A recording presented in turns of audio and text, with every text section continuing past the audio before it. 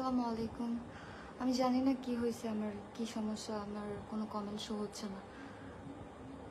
So আমি আরেকটা phone থেকে কমেন্টগুলো চেক করব, সমস্যা নাই।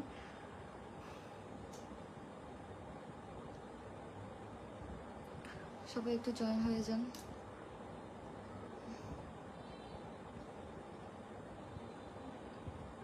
আমার কথা কি ক্লিয়ারলি বোঝা যাচ্ছে কিনা, দেখা যাচ্ছে কিনা একটু জানাবেন।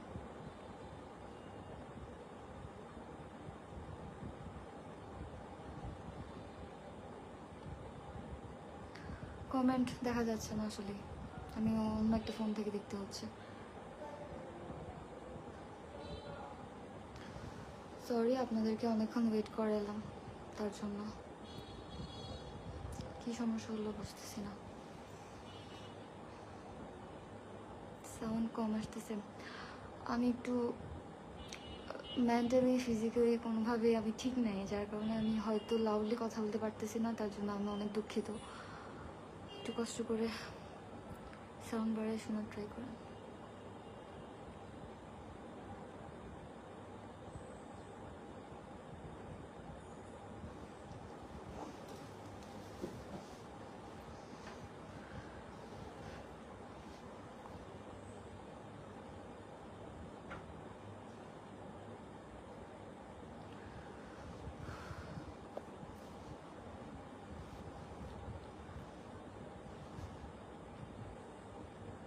আমি কিভাবে শুরু করব আমি আসলে বুঝতে পারতেছি না।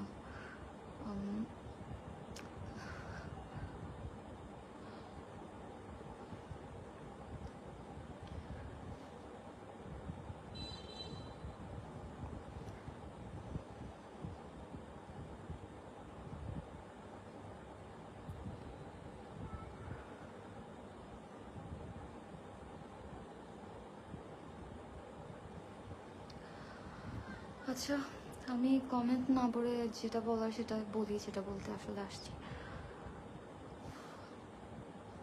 সো আপনারা যা দেখতেছেন, নেওয়াজ যা কিছু পোস্ট করতেছে আর তার পোস্টের মাধ্যমে যা কিছু জানাইলো আপনাদেরকে, আমি ফার্স্ট অফ অল বলবো যে এখানে একটা সিঙ্গেল ওয়ার্ডও সত্যি না। সে নিজের দোষ থাকতে আমাকে, আমার ফ্যামিলিকে যেভাবে পারতেছে ছোট করতেছে, একটা কথাও সত্যি না।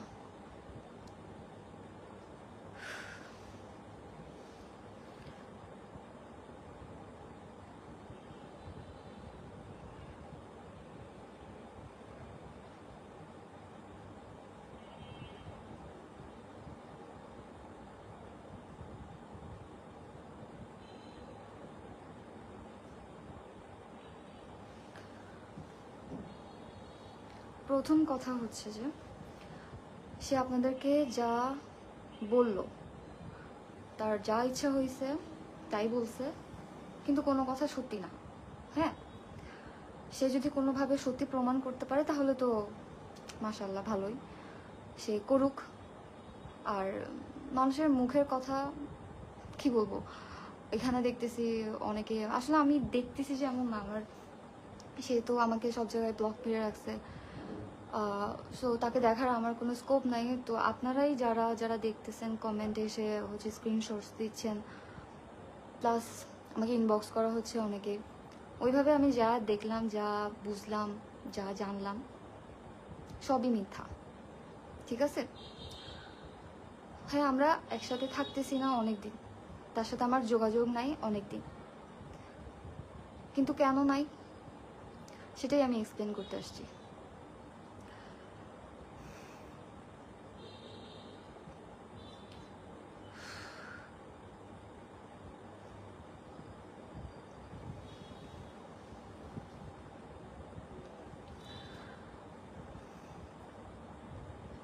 সে যে আমাকে ডিভোর্স দিছে সেটা আমি জানি না, আমি এখনো অত জানি না, কারণ সে মুখে বললো, দেন হচ্ছে সে একটা স্টোরি দিছে, স্টোরিতে মানে সাইন করতেছে এরকম কিছু একটা বুঝাইছে। তো বুঝাই হচ্ছে এটাই বুঝালো যে ও হচ্ছে ডিভোর্স দিছে। তো ডিভোর্স দিলে তো ভালো কথা, আমি তো ডিভোর্স লেটার পাই নাই। হ্যাঁ, আমি ডিভোর্স লেটার পাই নাই, কিন্তু ওর তো বিয়ের মনে করেন পরের দিন কি বিয়ের আগেও এমন না যে আপনারা অনেকে বলেন যে আপু আপনাদের নজর লাগছে, আপনি একটু বেশি শো অফ করতেন। হ্যাঁ, অবশ্যই আমি অনেক বেশি শো অফ করছি। আমাকে ভালোবাসতো, আমিও ভালোবাসতাম, সো ভালোবাসাগুলো শেয়ার করছি আপনাদের সাথে। কিন্তু ভিতরে অনেক ধরনেরই সমস্যা ফেস করতেছিলাম, বিয়ের আগেও বিয়ের পরেও। মেজর যে প্রবলেমটা আমাদের মধ্যে, সে যা মানে বুঝাইতে চাইলো আর কি আমার ব্যাপারে, এমন কিছুই নাই। পুরাই মানে কি বলছে সে আসলে নিজেই জানা না যে সে কি বলছে বা কি লিখছে। সমস্যা নাই, আমি যে যার সাইড থেকে কথা বলতেই পারে, স্বাভাবিক। তার যা ইচ্ছা সে বলছে। এখন আমি আমার সাইডটাই বলি যে তার সাথে মেইনলি আমার সমস্যা হয় এটা নিয়েই যে সে আমার সাথে লয়াল না, ফার্স্ট কথা।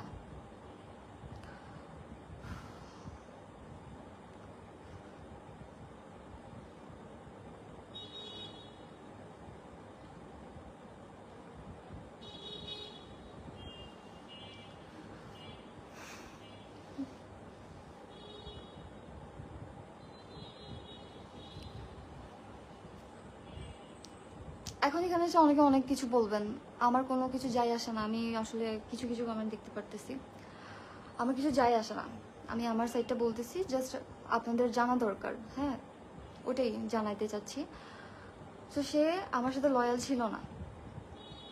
তার সাথে আমি বলবো, কিভাবে বলবো আমি বুঝতেছি না আমাদের সম্পর্কটাকে আমি কিভাবে বিশ্লেষণ করব। কারণ এমন না যে আমরা প্রেম করে বিয়ে করছি। তার আমাকে পছন্দ ছিল, আমি তার ক্রাশ ছিলাম। হ্যাঁ, সো তার আমাকে পছন্দ ছিল, সে আমাকে বিয়ে করতে চাইছে। দেন হচ্ছে যে আমি তাকে বলছি আমাকে বিয়ে করতে হলে আমার ফ্যামিলির সাথে কথা বলতে হবে। সো দেন সে হচ্ছে আমার বড় ভাইয়া আছে, তার সাথে কথা বলে। তারপরে আস্তে আস্তে আমার আব্বুর সাথে কথা বলে, আমার আম্মুর সাথে কথা বলে, আমার চাচুর সাথে কথা বলে, সবার সাথে কথা বলে সে। অ্যান্ড কথা বলার পরে তার ফ্যামিলি আমার ফ্যামিলির সাথে কথা বলে। দেন আমরা একটা বাইরের রেস্টুরেন্টে মিট আপ করি, যেখানে তারা আমাকে দেখতে চায়। আমি একদম A to Z বলতেছি না, যে শর্টকাটে বলার চেষ্টা করতেছি। সো রেস্টুরেন্টে আমরা দেখা করি। তখন নেওয়াজ দেশে ছিল না, ও বাইরে ছিল, ওকে কেউ দেখে নাই আমার ফ্যামিলি থেকে। সো রেস্টুরেন্টে আমরা দেখা করি। দেন হচ্ছে যে মানে তারা আমাকে দেখে, ওর বাবা মা, তারপর ওর একটা চাচা চাচি আসে। তারপরে হচ্ছে আমাদের টুকটাক বিয়ের কথাবার্তা হয়, যে এরকম নেওয়াজ তো বাহিরে থাকে, ও যখন দেশে আসবে তখন হচ্ছে আমাদের বিয়ে হবে। তো এরপর টুকটাক আমাদের কথা বলা স্টার্ট হয়। তাও আমি তেমন একটা তার সাথে কথা বলতাম না, তার সাথে আমার খুবই কম কথা হইতো। এই জন্য সে অনেক, কি বলবো আর, তার সাথে আমি কথা বলতাম না, এটা নিয়ে অনেক সমস্যা হইতো। সো আমি বলতাম যে বিয়ে হোক, দেন কথা হবে, সমস্যা নেই, এখন এত কথা বলার দরকার নেই। সেটা নিয়েও অনেক অনেক সিন ক্রিয়েট করতো, অনেক অনেক কিছু হইতো। তারপরে হচ্ছে যে তার আসার কথা, দেশে আসবে, বিয়ে করবে, এমন একটা কথা হয় যে ও নেক্সট টাইম যখন দেশে আসবে তখন আমাদের বিয়ে হবে, এমন কিছু কথা হয়। তো ও দেশে আসে ঠিকই, কিন্তু ও আমাদের কাউকে জানে না, কারণ তখন ওর সাথে ওই যে আমি কথা বলতাম না, ওর সাথে আমার ভালো বন্ডিং ছিল না। ও আমাকে অনেক লাভ করতো, আমার জন্য অনেক কিছু করছে। সো তারপরে হচ্ছে যে ওর সাথে আমার কিছুদিন ডিসকানেক্ট থাকে, আমার সাথে ওর কথা হয় না। এর মধ্যে ও দেশে আসে, দেশে আসার পরে ও কাউকে জানায় না যে ও দেশে আসছে। তারপরে সামহাও অনেকদিন পরে ওর সাথে আমার দেখা হয়, কথা হয়। তারপরে আমরা দেখা হয়, কথা বলতে আমি হচ্ছে ডাক্তারের চেক আপে গেছিলাম একবার, ওইখানে ও আসে মেডিকেলে, ওইখানে ওর সাথে আমার টুকটাক কথা হয়, দেখা হয়। দেন হচ্ছে আমরা আবার কথা বলি ফোনে, দেন আমরা পার্সোনালি মিট করি। সো মিট করার পরে হচ্ছে যে ওর সাথে আবার আমার সব ঠিকঠাক হয়ে যায়। তারপর থেকে মনে করেন এর আগ পর্যন্ত তো ওর সাথে আমার অ্যাটাচমেন্ট ছিল না, ওর সাথে আমার জাস্ট ফোনে টুকটাক কথা হইতো, এরকমই। এরপরে হচ্ছে তার সাথে আমার মানে আমরা দেখা সাক্ষাৎ করলাম, একজন আরেকজনকে চিনতে বুঝতে শুরু করলাম। তো আমার ওকে ভালো লাগা স্টার্ট হইলো, দেখা হয়েছে, ও আমার জন্য অনেক কিছু করছে, অবশ্যই আমাকে অনেক অনেক ভালোবাসা দিচ্ছে, আমার জন্য অনেক কিছু করছে। সো ওগুলো দেখে আমারও তাকে ভালো লাগা স্টার্ট হয়েছে। ভালো লাগছে ওকে আমার অনেক। ও আমার যেভাবে টেক কেয়ার করতো বা যা যা করতো আমার জন্য, আমরা মেয়েরা যা যা পছন্দ করি সব কিছুই করছে আমার জন্য, এমন কোনো কিছু বাদ রাখে নাই যেটা ও করে নাই। এই জন্যই আমি অনেক বেশি প্রাউড ফিল করতাম ওকে নিয়ে, আপনাদের সামনে দেখাইতাম। ও সত্যি আমাকে অনেক ভালোবাসা দেখাইছে। আমি জানি না এটা সত্যি ছিল না মিথ্যা ছিল, কিন্তু অবশ্যই আমাকে ভালোবাসছে। মানুষ এতদিন তো আর ফেক থাকতে পারে না, তাই না? তারপরে হচ্ছে যে যখন ওকে আমার ভালো লাগা স্টার্ট হইলো, এরপরে তখন ডিসেম্বর মাস ছিল, 2022-এর ডিসেম্বর মাস। তো 2023-এর জানুয়ারিতে ওর ফ্যামিলি থেকে আমাদের বাসায় আসে ওর বাবা মা। তো তখন হচ্ছে যে আমাদের মধ্যে একদম মানে ইয়া হয়ে যায়, নেক্সট এবার হচ্ছে না, এবার হচ্ছে যে একটু ঝামেলা হয়ে গেছে, তার কারণে বিয়েটা এখন করা পসিবল না। নেক্সট টাইম ও যখন আসবে তখন হচ্ছে আমাদের বিয়ের প্রোগ্রামটা হবে। তো এইটা ওর বাবা মা আমাদের সাথে মানে এই কমিটমেন্টে যায় যে নেক্সট টাইম নেওয়া যখন আসবে তখন হচ্ছে আমাদের বিয়ে হবে। তো ওইটা ছিল জানুয়ারি মাস। তখন হচ্ছে যে ও জানুয়ারির 17 তারিখ ছিল যেদিন ওরা আমাদের বাসায় আসে। তারপরে ও 21 বা 22 তারিখের দিকে দুবাইতে চলে যায়। এরপরে হচ্ছে যে ওর সাথে আমার খুবই ভালো একটা সম্পর্ক হয়, আমরা সম্পর্কে ছিলাম, এটা আমি অবশ্যই অ্যাকসেপ্ট করবো। যেহেতু ওর সাথে আমার বিয়ে ঠিকঠাক আর আমারও এখন ওকে ভালো লাগতেছে, সো আমি কন্টিনিউ করতেছিলাম যে ইন ফিউচার তো আমার হাজব্যান্ড হবেই, সব তো ঠিকঠাক আছে। তো এইভাবে কন্টিনিউ হইতে হইতে ও এরপরে নেক্সট দেশে আসে হচ্ছে আমার বার্থডেতে। ও সারপ্রাইজ দিতে আসে, আপনারা সবাই দেখছেন আমার বার্থডেতে হচ্ছে যে ও দুবাই থেকে 1 উইকের জন্য আসে। তারপরে হচ্ছে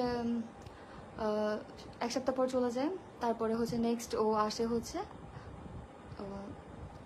ফেব্রুয়ারিতে, 2024-এ ফেব্রুয়ারিতে। তো তখন আসে যে এই জন্যই আসে কারণ হচ্ছে তখন ওর দুবাইতে ওর অনেকদিন জবলেস ছিল, জব করতো, জব ছিল না ওর।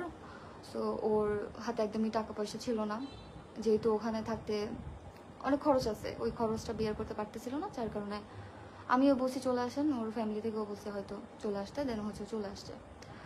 আসার পরে হচ্ছে আমার ফ্যামিলির সাথে ওদের ফ্যামিলির কথা হয়, তখন আমরা ডিসাইড করি যে আমরা আগ করবো। তো ভাবতেছি যে এতদিন হয়ে গেছে, মানে 2-3 বছর এটা ডিলে হয়ে যাচ্ছে। দেন হচ্ছে ভাবলো মানে আমার আব্বুরা বা ওর আব্বুরা মিলে প্ল্যানিং করলো যে যাই হোক ছোটোখাটো করে হোক বা যেমনি হোক বিয়েটাই হবে, ডিরেক্ট বিয়েই হবে, মানে আগ হবে না। আচ্ছা ঠিক আছে। সো এরপরে রোজা আসে, রোজার 1 মাস যায়, এরপরে ঈদের পরপরই আমাদের বিয়ে হয়। সো এর মধ্যে মনে করেন ওর সাথে আমার অনেক লং ডিস্টেন্স ছিল, ওকে তো আমি তেমন একটা পাই নাই। ওই ফার্স্টে কিছুদিন পাইছিলাম, জানুয়ারিতে আসছিল 2023-এর, তারপর 2023-এর আমার বার্থডেতে আসছিল 1 সপ্তাহের জন্য। তারপরে হচ্ছে যে 2024 আসলো।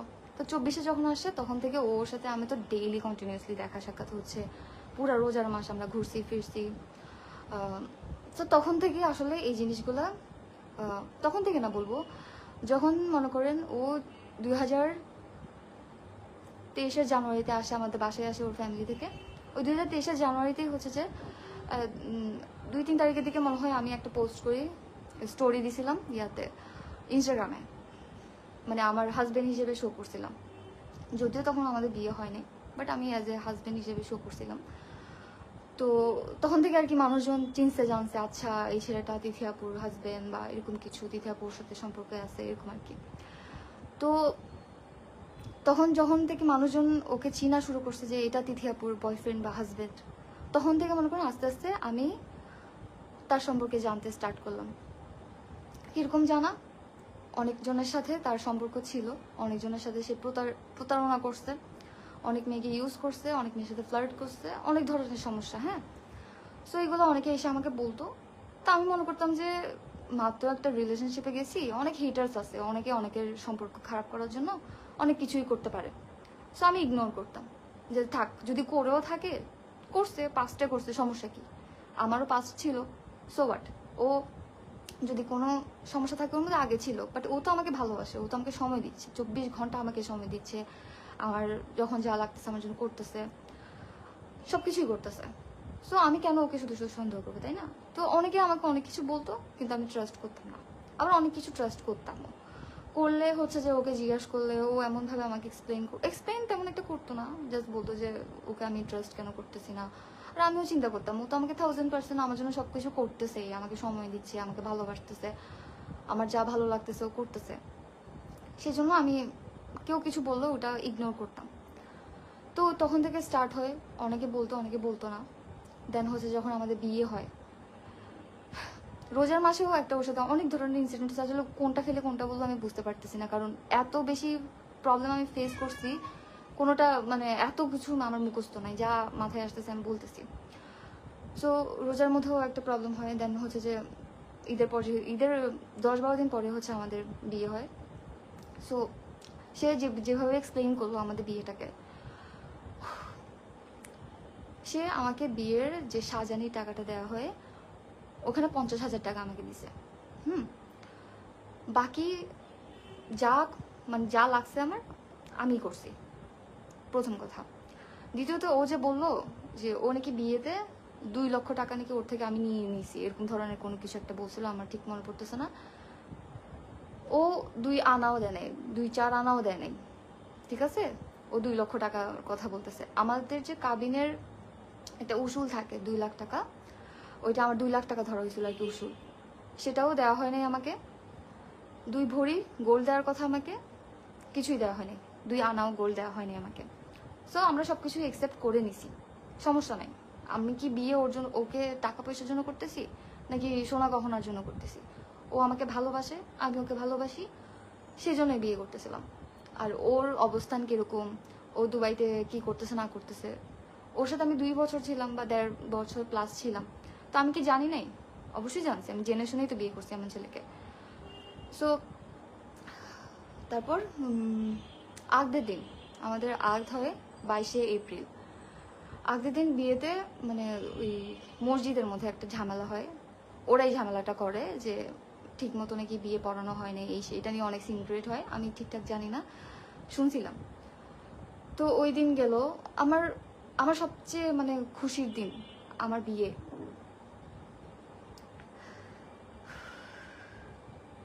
আমার কি খুশির দিন বলবো, ওর ড্রিম গার্ল ছিলাম আমি।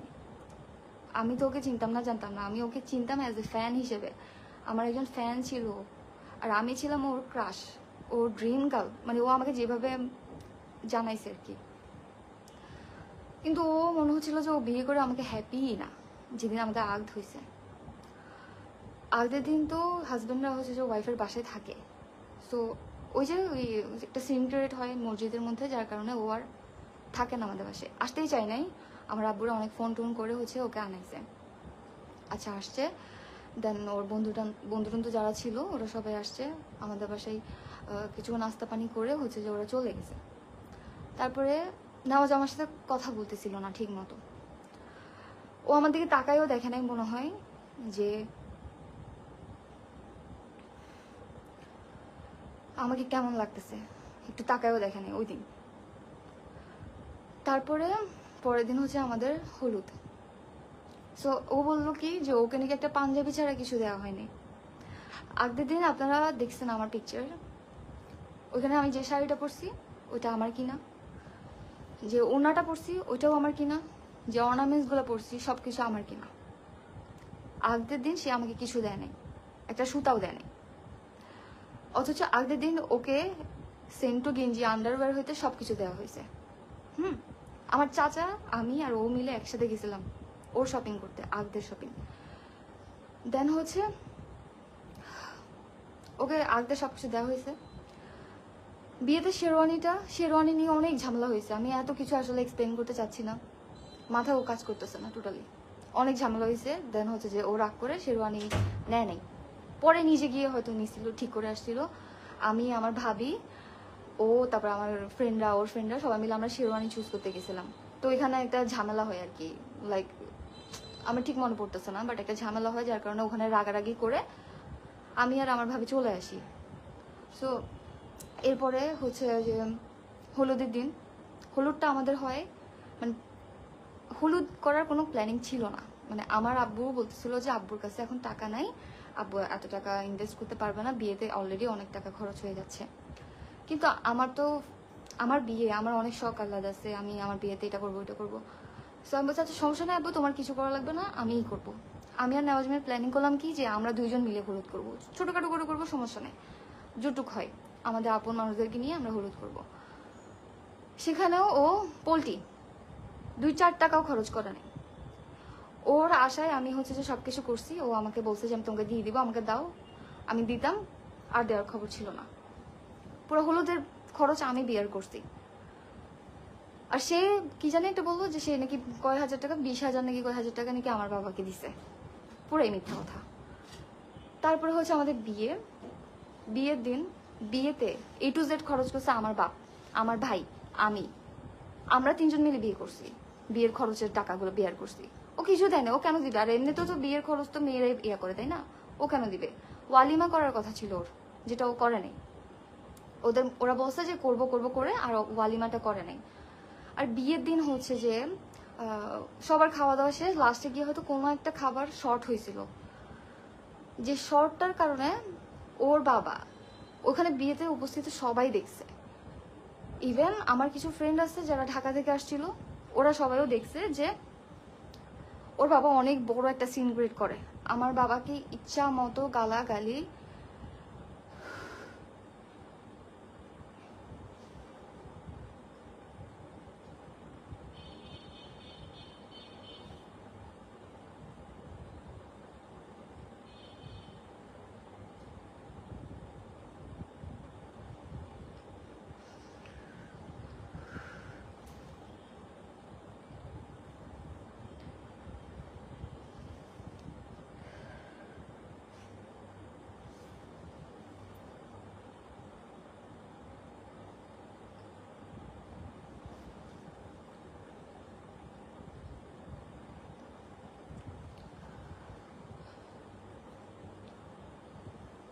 সো এখানে একটা অনেক বড় সিন ক্রিয়েট হয়। তারপরও আলহামদুলিল্লাহ ওইখান থেকে আমার বিদায় হয়, আমি যাই আমার শ্বশুরবাড়িতে। এবারও টুকটাক ভালোই চলতেছিল সবকিছু। বিয়ের 1 মাস পরে নেওয়াজ হচ্ছে চলে যাই দুবাইতে। এপ্রিলের 24 তারিখে আমাদের বিয়ে হয়, মেয়ের 26 তারিখে ও চলে যায়।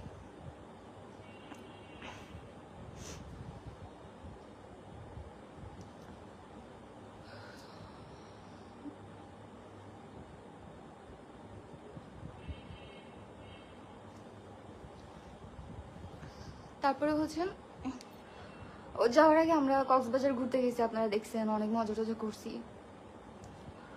ও কিছু কিছু মানুষকে এই জিনিসটা ছড়াইছে যে ও নাকি কক্সবাজারের সব খরচ ও করছে। আমরা যারা যারা ছিলাম ওখানে বাকি সবার টাকা নাকি ও দিছে, মানুষকে বলে বেড়াইছে। অথচ সত্যি কথা কি জানেন, আজকে বলতেছি আমি, কক্সবাজার যাওয়ার মতো টাকা পয়সা কারো কাছেই ছিল না, ওর কাছেও ছিল না, আমার কাছেও ছিল না। যেহেতু বিয়ে শাদী হয়েছে আমরা একদম জিরো হয়ে গেছিলাম। নেওয়াজ তো বিয়ে করতে আসছে যে একটা টাকাও নিয়ে আসে নাই দুবাই থেকে। ওর বাবাই ওর বিয়েটা দিছে, ওরা যা খরচ করছে সব ওর বাবা দিছে। সো যেহেতু আমাদের কারো কাছে টাকা পয়সা নেই, এখন বিয়ে করছি, আমাদের ইচ্ছা করতেছিল একটু বাইরে কোথাও যাই। আমি বেশি ফোর্স করতেছিলাম নেওয়াজকে যে চলেন চলেন প্লিজ একটু কক্সবাজার থেকে ঘুরে আসি। তারপরে এখন যাবো যে টাকা কোথায়? আমাদের সাইড থেকে ওকে একটা রিং দেওয়া হয়েছিল, ওদের সাইড থেকে আমাকে একটা রিং দেওয়া হয়েছিল বিয়েতে। মানে আমার আম্মুকে একটা রিং দিছিল, আর হচ্ছে যে যেদিন ফদ্দ হয়, বিয়ে ঠিক হয়, সেদিন হচ্ছে যে ওরা আমাকে একটা রিং দিছিল। তা আমরা বলতেছি এই রিংগুলো কি করব, বিক্রি করে দিই, একটু ঘুরে আসি, টাকা পয়সা যখন হবে তখন অনেক গোল্ড কিনতে পারবো। সো নেওয়াজে বলে আচ্ছা ঠিক আছে। আর এমনিতে তো ছেলেরা তো গোল্ড পরে না, আর ওকে রিংটা দেওয়া হয়েছে এই জন্য যাতে ওর বিপদে কাজে লাগে। সো দেন হচ্ছে যে ও গিয়ে গোল্ডগুলো সেল করে, যা টাকা পয়সা আসে ওগুলা দিয়ে হচ্ছে আমরা হচ্ছে কক্সবাজার প্ল্যানিং করি, আমি যাই, অনেক মজা করছি, অনেক ঘুরছি ফিরছি। ওইখানেও আমার সাথে ঝামেলা হয়েছে ওর, হ্যাঁ, ওইখানে ওর সাথে আমার ঝামেলা হয়েছে। সবার সামনে আমার গায়ে হাতও তুলতে সে।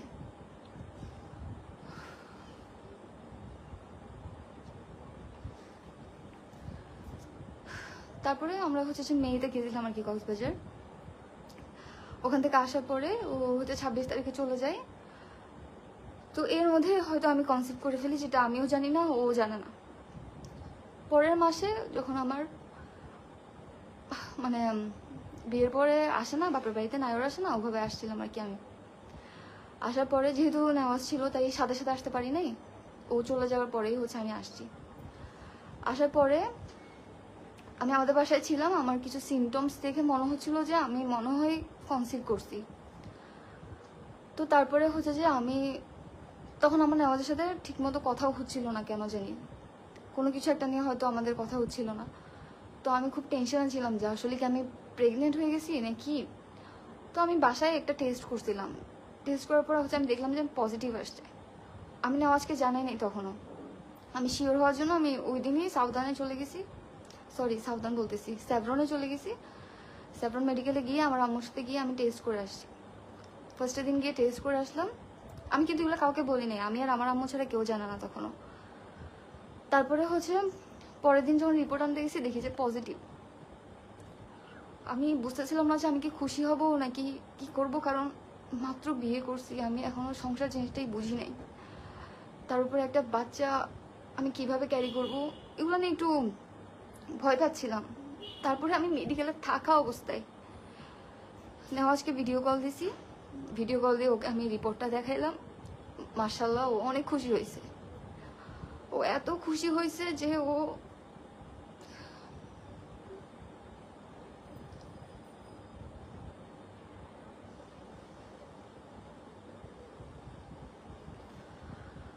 এত খুশি হয়েছে যে ওই দিন ওর রুমে যে মানুষরা ছিল, ওর ফ্রেন্ডরা যারা ছিল এখানে,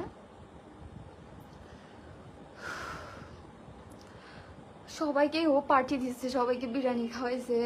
তারপরে মনে আছে কিনা আপনাদের আমি জানি না, ও একটা ভিডিও করছিল, সবাই কংগ্রেচুলেশনস ভাবি বলে একটা ভিডিও করছিল। দেন হচ্ছে ওইটা আমি স্টোরি দিয়েছিলাম, আপনারা সবাই দেখছেন, কিন্তু কেন দিচ্ছে কংগ্রেচুলেশন এটা আমি এক্সপ্লেন করি নাই। হাইট রাখছিলাম প্রেগনেন্সিটা। এরপরে হচ্ছে যে আমি ওদের বাসায় যাই, যাওয়ার পরে হচ্ছে আমি অনেক ধরনের সমস্যা ফেস করতেছিলাম, যেমন আমার অনেক বমি হচ্ছিল, আমি খাওয়া দাওয়া করতে পারতেছিলাম না। তো মেনলি আমি ওখানে থাকতে পারতেছিলাম না। আমি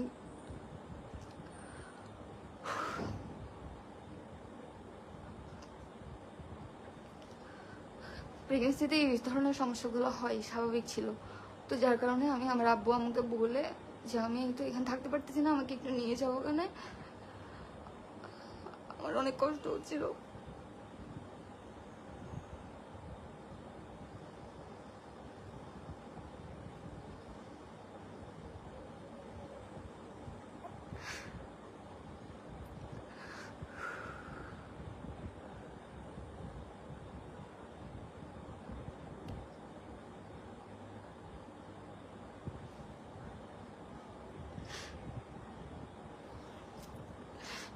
তো আমি অনেক বেশি অসুস্থ হয়ে গেছিলাম, যার কারণে ওরা আমাকে মেডিকেলে ভর্তি করাইছিল। যেহেতু আমি খাওয়া দাওয়া করতে পারতেছিলাম না, ওরা আমাকে যে ডাক্তারটা দেখেছে উনি বলছে যে মেডিকেলে ভর্তি করান, না হলে তো বাচ্চার সমস্যা হবে, ও যদি খাওয়া দাওয়া না করতে পারে। তারপরে হচ্ছে ওরা আমাকে ওই সমচের পাড়া একটা মেডিকেল আছে ওইখানে ভর্তি করায়। ওখানে আমি একদিন ছিলাম। তো আমি ওখানে আরো বেশি অসুস্থ হয়ে যাচ্ছিলাম, পরিবেশটা ভালো ছিল না, যেহেতু বাসায় আমি টিকতে পারতেছি না, আমার এত খারাপ লাগতেছে, ওইখানে তো আমার আরো বেশি খারাপ লাগতেছিল। ইভেন ওদের বাপ ছেলে কারো কাছে এতটুকু টাকা ছিল না যে আমাকে ডিসচার্জ করে আনবে ওইখান থেকে। নেওয়াজ আমাকে বলছে যে তুমি এখন আব্বুকে দাও টাকাটা বিকাশে, আমি তোমাকে পরে দিয়ে দিব। সো আমার বিকাশে 9,000 নাকি 9,500 টাকার মতো ছিল। আমি ওকে বলছি যে আমার বিকাশে এতটুকুই টাকা আছে, বলছে দাও সমস্যা নেই, তুমি আব্বুকে 8,000 নাকি কয় হাজার টাকা চাইছে দাও, আমি তোমাকে পরে দিয়ে দিব। আচ্ছা, আমি ওর বাবার বিকাশ নাম্বারে টাকাটা পে করছি, দেন আমাকে ডিসচার্জ করে নিয়ে আসছে। আমার আব্বু আম্মু আমাকে দেখতে গেছিল মেডিকেলে। আমি বারবার বলছি আমাকে একটু নিয়ে যাও, আমার ভালো লাগতেছে না এখানে, আমি থাকতে পারতেছি না।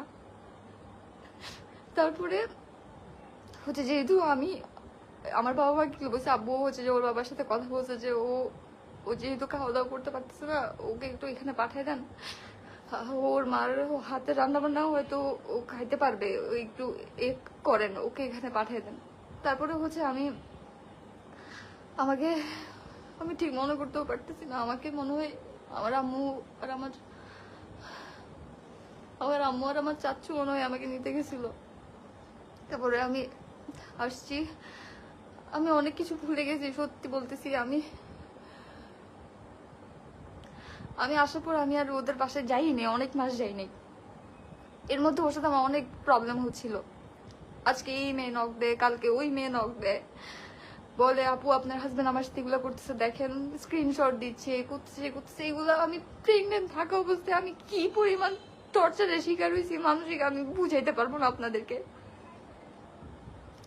আমি সবাইকে বলছি দেখেন নেওয়া যেমন করতেছে, একটা সলিউশন দেন। কেউ আমাকে একটা সলিউশন দেয় নাই। সবাই বলে কি মেয়ে মানুষকে অ্যাডজাস্ট করে থাকতে হয়, সংসার এত সহজ না, অনেক কিছু মেনে নিতে হয়। মেনে নিছি, সুযোগ দিছি।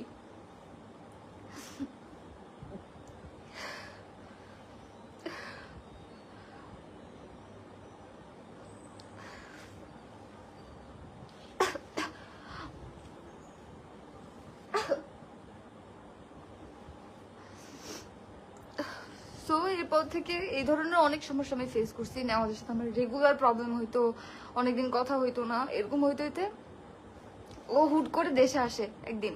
তখন আমি আমার বাসায়, ও যে দেশে আসছে এই কথাটা আজকে আমি বলবো, যেটা ওর ফ্যামিলিও জানে না যে ও তখন দেশে আসছিল।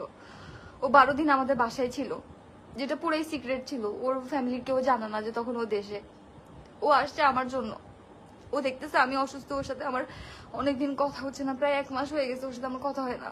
তখন অলমোস্ট আমার 3-3.5 মাস চলতেছে প্রেগনেন্সি। যখন দেখছে যে ওর সাথে আমার কথা হচ্ছে না, ও ও হয়তো তখন ও আমাকে সারপ্রাইজ দিতে আসছে। আমি বাসায় শুয়ে আছি, এমন টাইমে ও হঠাৎ দেখে যে আমি ঘুমছিলাম, সকাল সকাল আসছে, ওকে সারপ্রাইজ দিতে আসছে। তাই ও টানা 12 দিন হচ্ছে যে আমাদের বাসায় ছিল।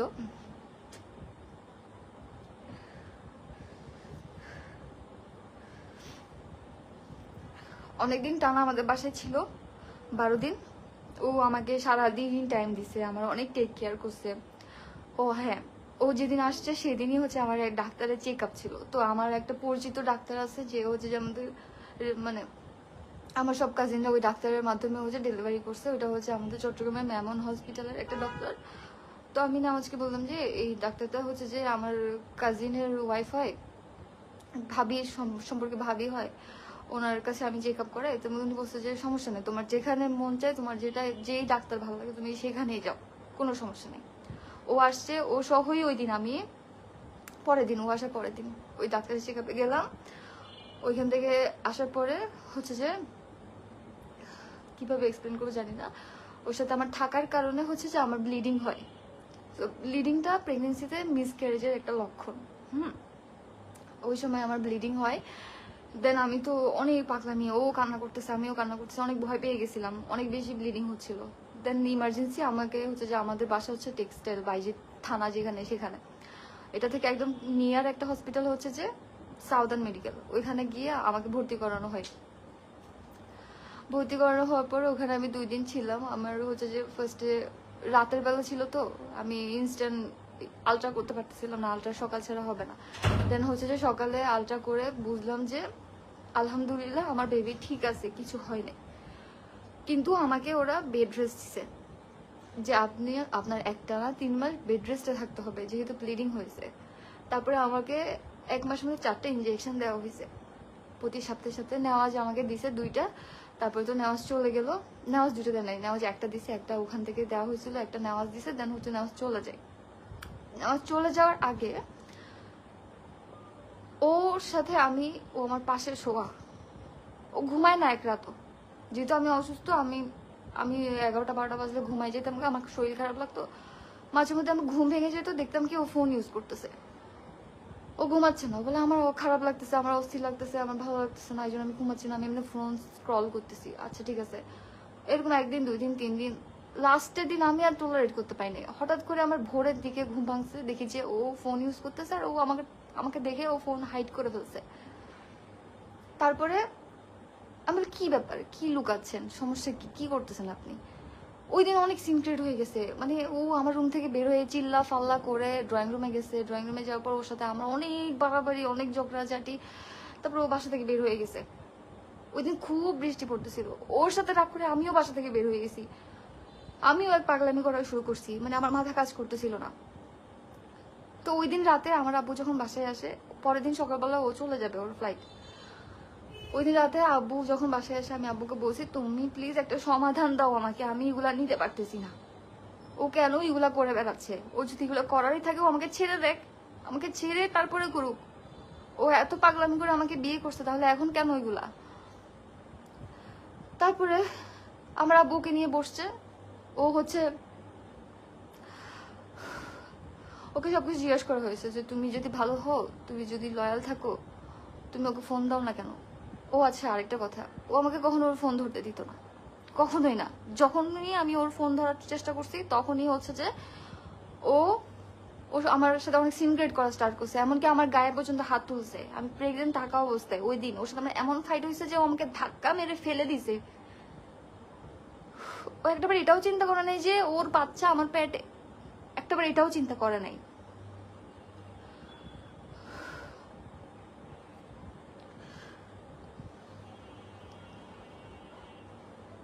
তো ওই দিন রাতে অনেক ধরনের সিনক্রেট হয়েছে। কিছুদিন আগে আমি হচ্ছে আমার কাজিনের কাছ থেকে শুনতে পেলাম যে ও ওই দিন রাতে নাকি আমার কাজিনের বাসায় গেছিল। কাজিনের বাসায় গিয়ে অনেক নয় ছয় অনেক মিথ্যা কথা বলছে, আমি এগুলো স্কিপ করলাম। পুরো মিথ্যা একটা ঘটনা রাটাই আসছে ওই বাসা থেকে, মানে আমার কাজিনের বাসা থেকে খাওয়া দাওয়া করে আসছে, বাসায় এসে মানে বুঝাচ্ছে ও রাগ, ও খাবে না।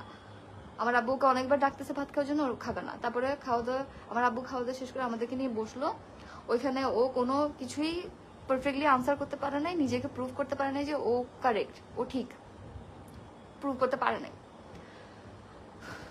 তো আমি রাগ করে ওর পাসপোর্টটা কেড়ে নিছি, লুকায় রাখছি। হ্যাঁ, আমি বলছি যে আজকে যদি আমি সমাধান না পাইছি আমি পাসপোর্ট ছিঁড়ে ফেলবো, আপনি দেশের বাইরে যাই পারবেন না যাইতে। এটা নিয়ে আরো বেশি সিনক্রেট হওয়া শুরু হয়ে গেছে। পরে যখন দেখতেছে ও আমাকে ধাক্কা টাক্কা দিয়ে ফেলে টেলে একটা অবস্থা, মানে আমি কান্নাকাটি। একে তো আমাকে ডক্টর বলছে বেড রেস্টে থাকতে হবে, তার মধ্যে আমার উপর এগুলা যাচ্ছিল। তারপর আমার আব্বু বলছে যে আচ্ছা ঠিক আছে, ও যদি এসবই করার থাকে ও এসব করুক, সমস্যা নেই, তুমি ওর পাসপোর্ট ওকে দিয়ে দাও, ওর যা ইচ্ছাও করুক, আর কোনো কিছুতে মাথা ঘামাইও না, দেখা যাবে কি হয়। আব্বুর কথা ধরে জাস্ট আব্বুকে কসম দিছিল যে পাসপোর্ট তুমি ওকে দিয়ে দাও, দিয়ে দিছিলাম। দেন হচ্ছে যে আমার প্যানিক অ্যাটাক হয়। হ্যাঁ, আমার যখন অনেক বেশি আমি কান্নাকাটি করি আমার প্যানিক অ্যাটাক হয়, অনেক বমি করতেছিলাম অনেক। ও তো আসছে, ওর সাথে আমার কথা ছিল, তখন আমার ভাইয়ের রুমে ছিল, আমি আমার রুমে ছিলাম। তো আমার প্যানিক অ্যাটাক হয়েছে, আমি বমি করতেছি, কান্না করতেছি, আমার অবস্থা খুব খারাপ। আমার আম্মু আমাকে হ্যান্ডেল করতে পারতেছিল না, আমার কষ্ট হচ্ছে দেখে ও আসছে আমার কাছে।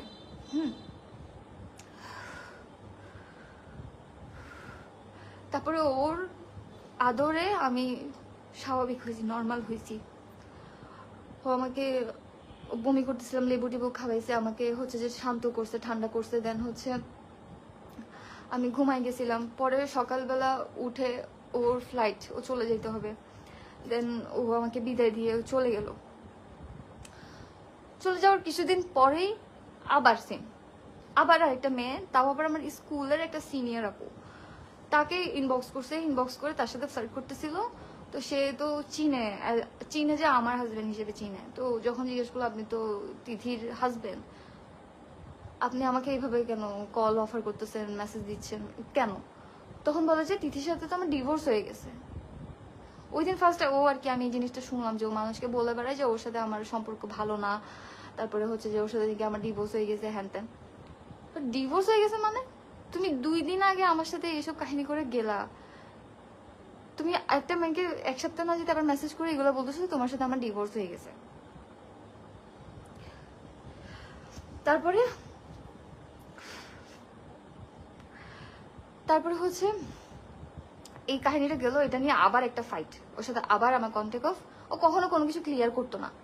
আমি ওকে জিজ্ঞেস করতাম এই মেয়েটা কে, এই মেয়েটার সাথে আপনি এরকম এরকম করছেন কেন, কি সমস্যা, কি আমাকে এক্সপ্লেন করেন না, মানে ইগনোর। ইভেন মেসেজ দেখে আনসারও করতো না, ইগনোর টোটালি। তারপরে এরকম প্রবলেম তো হচ্ছিল প্রেগনেন্সির মধ্যে। এর মধ্যে হচ্ছে যে ওর বাসায় আর আমার যাওয়া হচ্ছে না, অনেক ধরনের প্রবলেম হইতেছিল। তারপরে ওর ফ্যামিলি, ওর মানে কেমন যে এক্সপ্লেন করি, যে বিয়েতে সবকিছুই করছে আলহামদুলিল্লাহ, মোটামুটি যতটুকু করা যায়, যতটুকু সাধ্য মতো। যেহেতু ওই বছরই 2024-এরই জানুয়ারিতে আমার ভাইয়ার বিয়ে হয়েছে, এপ্রিলে আবার আমার বিয়ে হুট করে নেওয়া দেশে আসছে।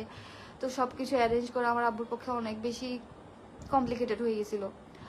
তো আব্বু হচ্ছে অনেক ঋণ টিন করে দেন হচ্ছে বিয়েটা ইয়া হয় আর কি, সম্পূর্ণ হয়। ইভেন এখনো পর্যন্ত আমার আব্বু ঋণের টাকা দিচ্ছে, এখনো শোধ হয়নি। এমন না আমরা অনেক বড় লোক মানুষজন না। আমার ভাইয়া জব করে, ওর বউকে নিয়ে ঢাকায় থাকে। আমার টুকটাক বিজনেস আছে, আমার বাবার দোকানদারি করে, এটুক যা আছে আলহামদুলিল্লাহ। কিন্তু সবকিছু জেনে শুনেই তো আসে। ও যে আমার বাবাকে নিয়ে এতগুলা কথা বললো,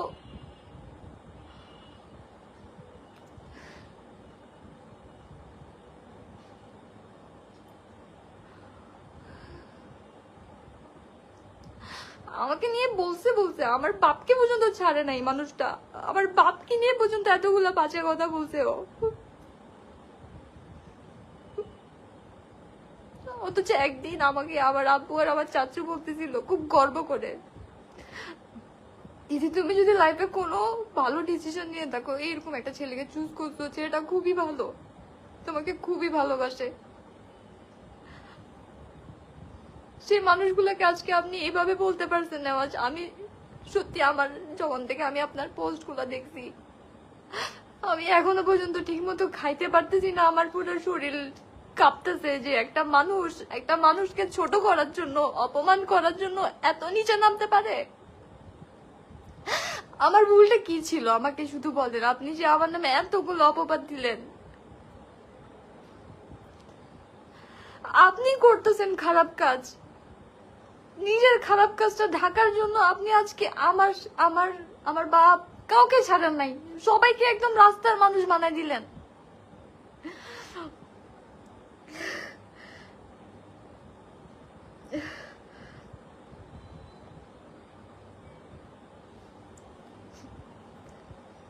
আমি জানি না ওই সব মেয়েরা আমার আজকে লাইফটা দেখতেছে কিনা। যদি দেখে থাকেন অবশ্যই আমাকে যেগুলো পার্সন, আমি আজকে একটা মেয়ের কাছে মাফ চেয়েছিলাম।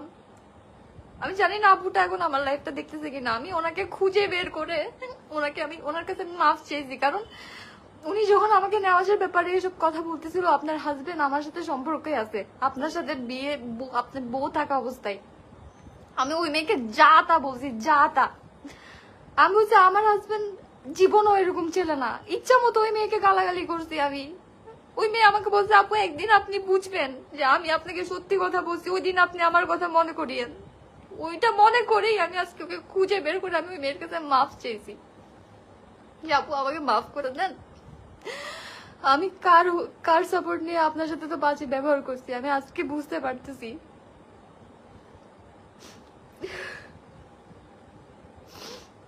ওয়াফা কোথায় দেখতো, ও কান্না টান্না করতেছে কিনা।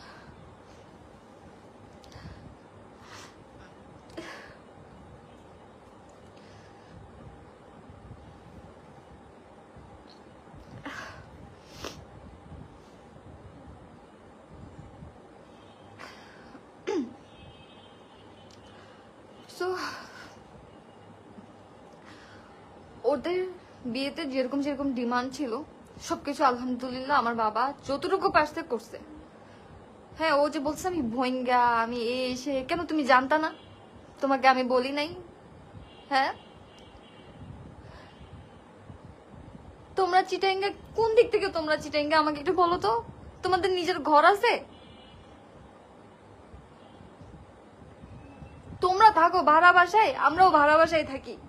হ্যাঁ, আমার বাপের ওরকম অকাত নাই যে জায়গা জমি কিনে বাড়ি ঘর করে থাকবে চিটাঙ্গা দিয়ে থাকবে। হ্যাঁ না, আমি নট চিটাঙ্গা, আমি ভাড়া থাকি, ভাড়া বাসায় থাকি। তো কি হয়েছে?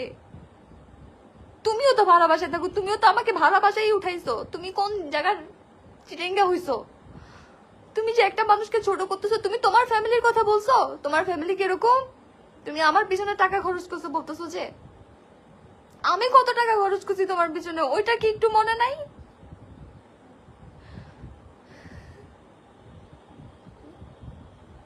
অবশ্যই আপনি আমার হাজবেন্ড, আপনি আমার পিছনে টাকা খরচ করবেন তো কে করবে? আমি আপনার বউ, আমি আপনার পিছনে খরচ করবেন তো কে করবে? কামাই করতেছি তো একজন আরেকজনের জন্যই, তাই না? তো করছি তো, এটা আবার বলে বেড়ানোর তো কিছু নাই। হ্যাঁ অবশ্যই আপনি আমাকে ব্র্যান্ড চিনাইছেন, আমি কখনো আগে ওয়াইএসএল, গুচি, প্রাডা এই ধরনের কোনো ব্র্যান্ডের প্রোডাক্ট ইউজ করি না, বাট আপনি তো আমাকে অরিজিনাল এনে দেন নাই, রিপ্লিকাই তো আনছেন, কপি ভার্সনই তো আনছেন। এটা নিয়ে এত প্রাউড কেন? আমি কামাই করি না? আমি কি আগে কি আমি কিভাবে চলতাম? আমি বস্তি থেকে আসছি না, মানুষজন আমাকে দেখে নেয়। আপনার সাথে সম্পর্কের আগে আমি একদম রাস্তার মেয়ে ছিলাম। তো রাস্তার মেয়েকে কেন আপনি এত এত একদম মানে কোন নিয়া হয়েছেন যে আপনি একটা রাস্তার মেয়েকে এত মানে ভালো করার চেষ্টা করতেছেন? আমি আলহামদুলিল্লাহ, আমাকে আল্লাহ যতটুকু দিছে আমি অতটুকুতে আজকে এই অবস্থানে আসছি, আমার কষ্টের মাধ্যমে। কেউ আমাকে 2 পয়সা দিয়ে হেল্প করে নাই। আমি আমার লাইফে যেটুকু আপনারা দেখেন, আমি কই যাচ্ছি না যাচ্ছি, কিভাবে ড্রেস পরতেছি, সবকিছু আমারটা আমি করছি।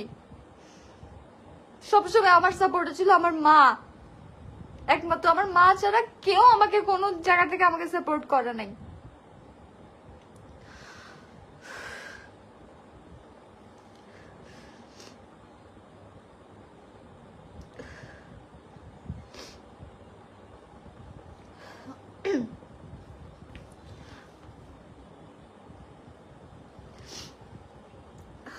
সো বিয়েতে যৌতুক পারছে ওটুক ওদেরকে দেওয়া হয়েছে, দেই নাই শুধু ফার্নিচারটা আমরা।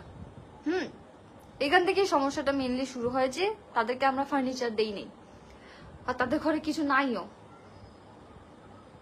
নাই দেখেই তো চাইছে, তাই না? এমন না যে ওর বাবাকে ফোন করে জিজ্ঞেস করছে যে আমরা ফার্নিচার কি দিচ্ছি না দিচ্ছি। তো আমাদের বিয়ের আগে ফদ্দ নামা হয়েছিল, ওইখানে ফার্নিচার নিয়ে কোনো কথা হয় নাই, কারণ নেওয়াজকে আমার আব্বু আগে থেকেই বলছে আমরা চিটাগনিয়ান না খাস, সো আমরা তোমাদের ডিমান্ড কোনো কিছু পূরণ করতে পারবো না। আমার অতটুকু সামর্থ্য নাই যে আমি তোমরা চিটাগংদের অনেক ডিমান্ড থাকে ওইগুলো পূরণ করার মতো সামর্থ্য আমাদের মধ্যে নাই। যদি এমন হয় তুমি ইভেন আমার ভাইয়া পর্যন্ত, ও আমার ভাইয়ার সাথে কথা বলছিল, আমার ভাইয়া পর্যন্ত বলছে যে আমাদের ওরকম আমরা চিটাগনিয়ান না, সো তোমাদের ডিমান্ড আমরা পূরণ করতে পারবো না, যদি হয় তাহলে তুমি আমার বোনের সাথে আগাইতে পারো, না হলে এখানে স্টপ করো।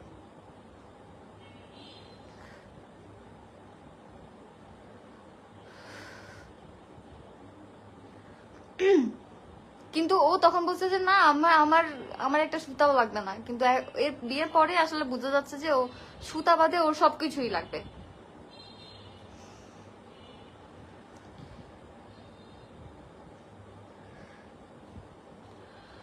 সো এইখান থেকে স্টার্ট হয় আর কি, বিয়ের থেকে স্টার্ট হয় ওদের জিনিসপত্র চাওয়া। তো এই যৌতুক যেটাকে বলা হয়, ফার্নিচারটা দেওয়া হয় না, যার কারণে আমার উপর এত অত্যাচার।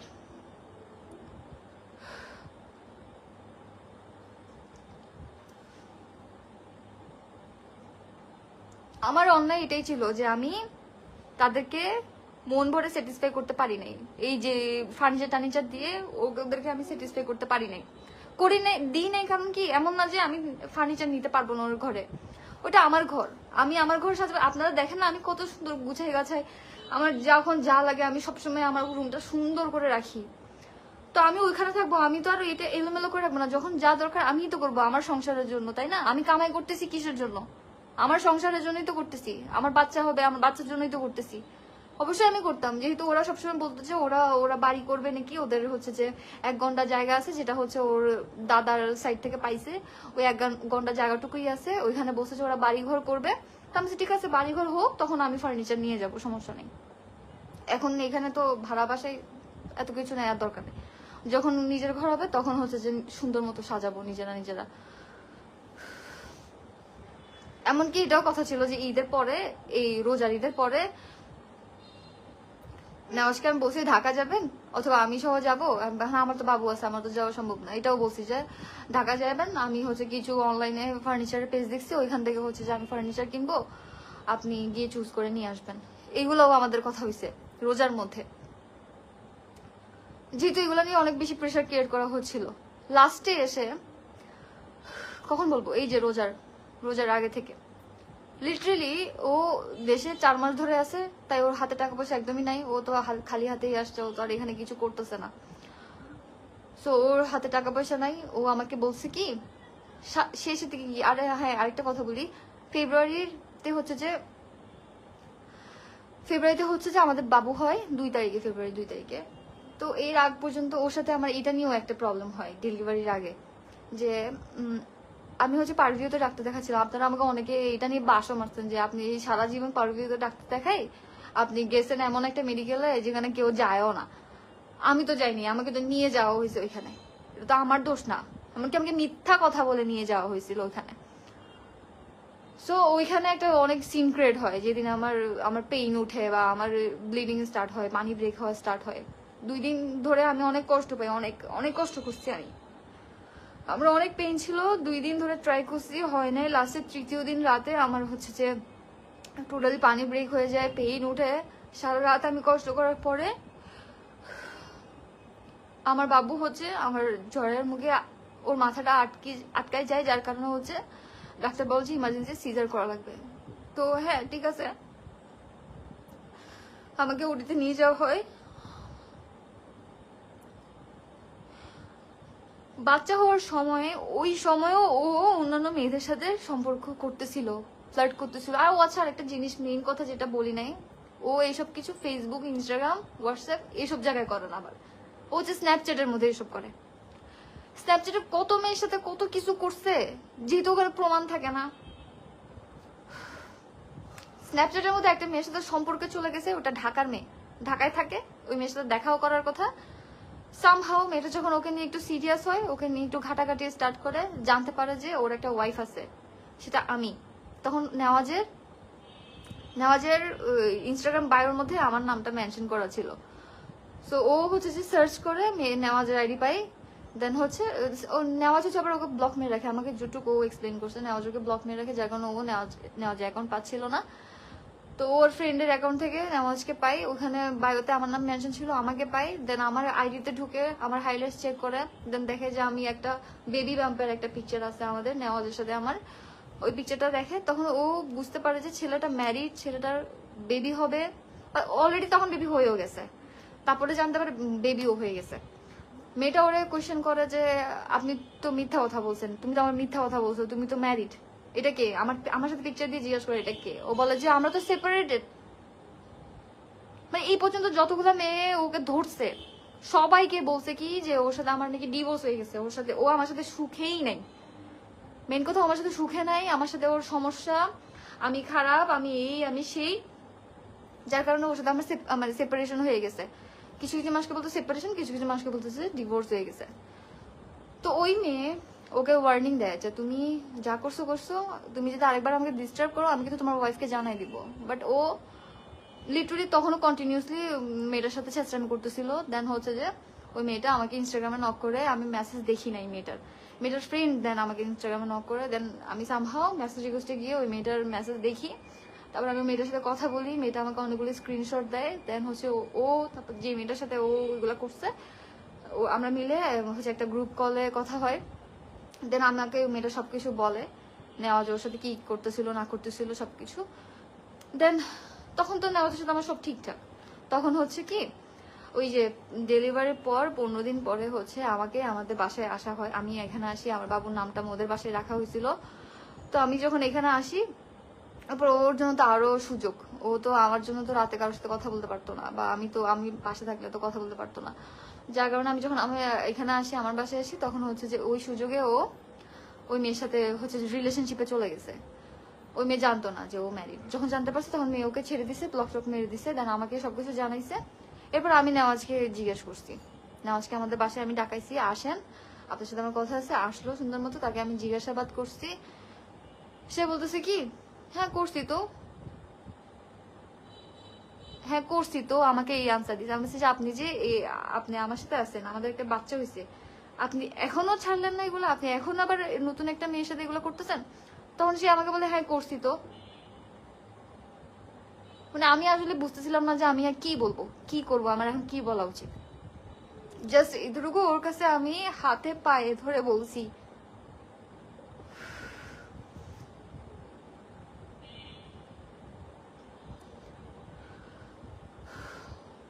হাতে পায়ে ধরে বলছি যে প্লিজ, এখন আমাদের একটা বাচ্চা হয়েছে, ওর দিকে তাকাই হইলো, এখানে স্টপ করেন।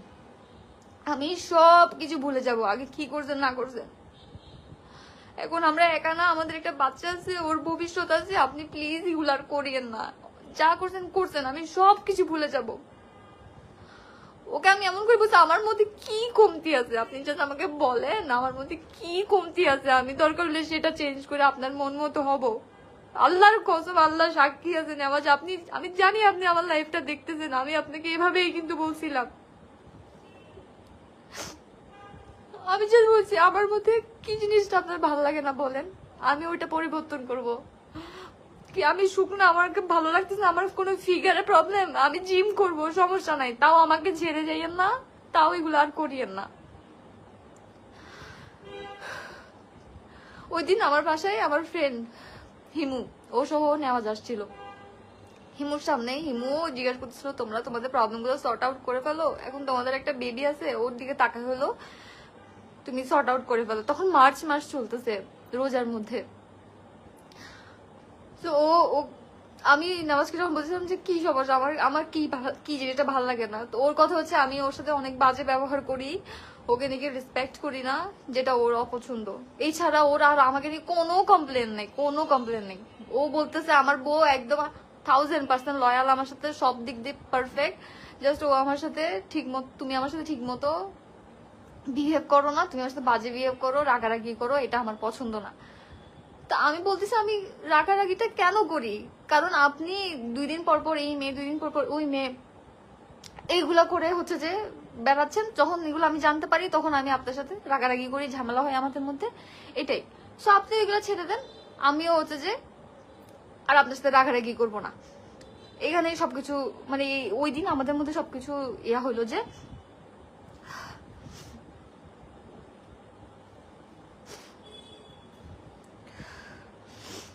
ওই দিন আমাদের মধ্যে সবকিছু ঠিক হয়ে গেছে। নেওয়াজের প্রবলেম যে আমি ওর সাথে বাজে ব্যবহার করছি, ওকে ডিসরেসপেক্ট করছি, এটা ওর অপছন্দ হয়েছে, আমি as a husband okay respect করা উচিত।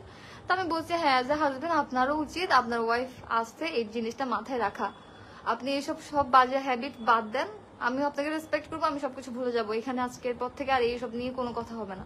হ্যাঁ ও রাজি। তো পরের দিন ওর কথা যাচ্ছে ঠিক আছে, কালকে আমি তোমাকে নিতে আসবো আমাদের বাসায়, তখন আমি আমাদের বাসায় ছিলাম, ও ওদের বাসায় আমাকে নিয়ে যাবে এটা বলছে। পরের দিন ও গায়েব, টোটালি গায়েব, মানে ওকে আমি কোনো জায়গায় রিচ করতে পারতেছি না, ওকে আমি মেসেজ দিচ্ছি, আমি সকাল থেকে ওকে মেসেজ দিচ্ছি যে কই আপনি, ফোন দিচ্ছি নাম্বার বন্ধ, কোনো জায়গায় পাচ্ছি না ওকে। 4 দিন টোটাল ও টোটালি গায়েব ছিল, আমার সাথে কোনো প্রকার যোগাযোগ রাখে নাই।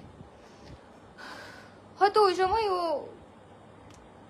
ঢাকা গেছে, আমি টুকটাক খবর পাচ্ছিলাম যে ও একটা মেয়ের সাথে দেখা, ওর সাথে একটা মেয়ের সাথে রিলেশনশিপ আছে, ওই মেয়ের সাথে দেখা করতে যাবে, এই সে একটা ছেলে আমাকে জানাইছিল। এটাও পর্যন্ত আমি নামাজকে বলতেছি, সেটা ওকে অনেক মানা করছে, আপু বলেন না ও যাক, তারপর ওকে ধরবো টরবো, এরকম ধরনের অনেক কথা বলছিল। আমি নামাজকে বলতেছি আপনি এরকম নাকি কোন মেয়ের সাথে ঢাকায় দেখা করতে যাচ্ছেন, ও বলছেন মাথা খারাপ তোমার, পাগল হয়ে গেছে। ও আমাকে বলছে কি ও নাকি ঢাকা যাচ্ছে, ও টিকিট কাটবে, ঢাকায় গেলে ও একটু কম অ্যামাউন্টে টিকিট পাবে, যেটা চট্টগ্রাম থেকে নাকি, মানে নয় ছয় আমাকে যা বুঝানোর বুঝাচ্ছিল, বাট আমার মন কোনো মতেই মানতেছিল না যে ও টিকিট কাটার জন্য ঢাকায় যাচ্ছে। আমি বুঝতেছিলাম ও অন্য আরেকটা মেয়ের সাথে দেখা করার জন্যই ঢাকায় যাচ্ছে মূলত।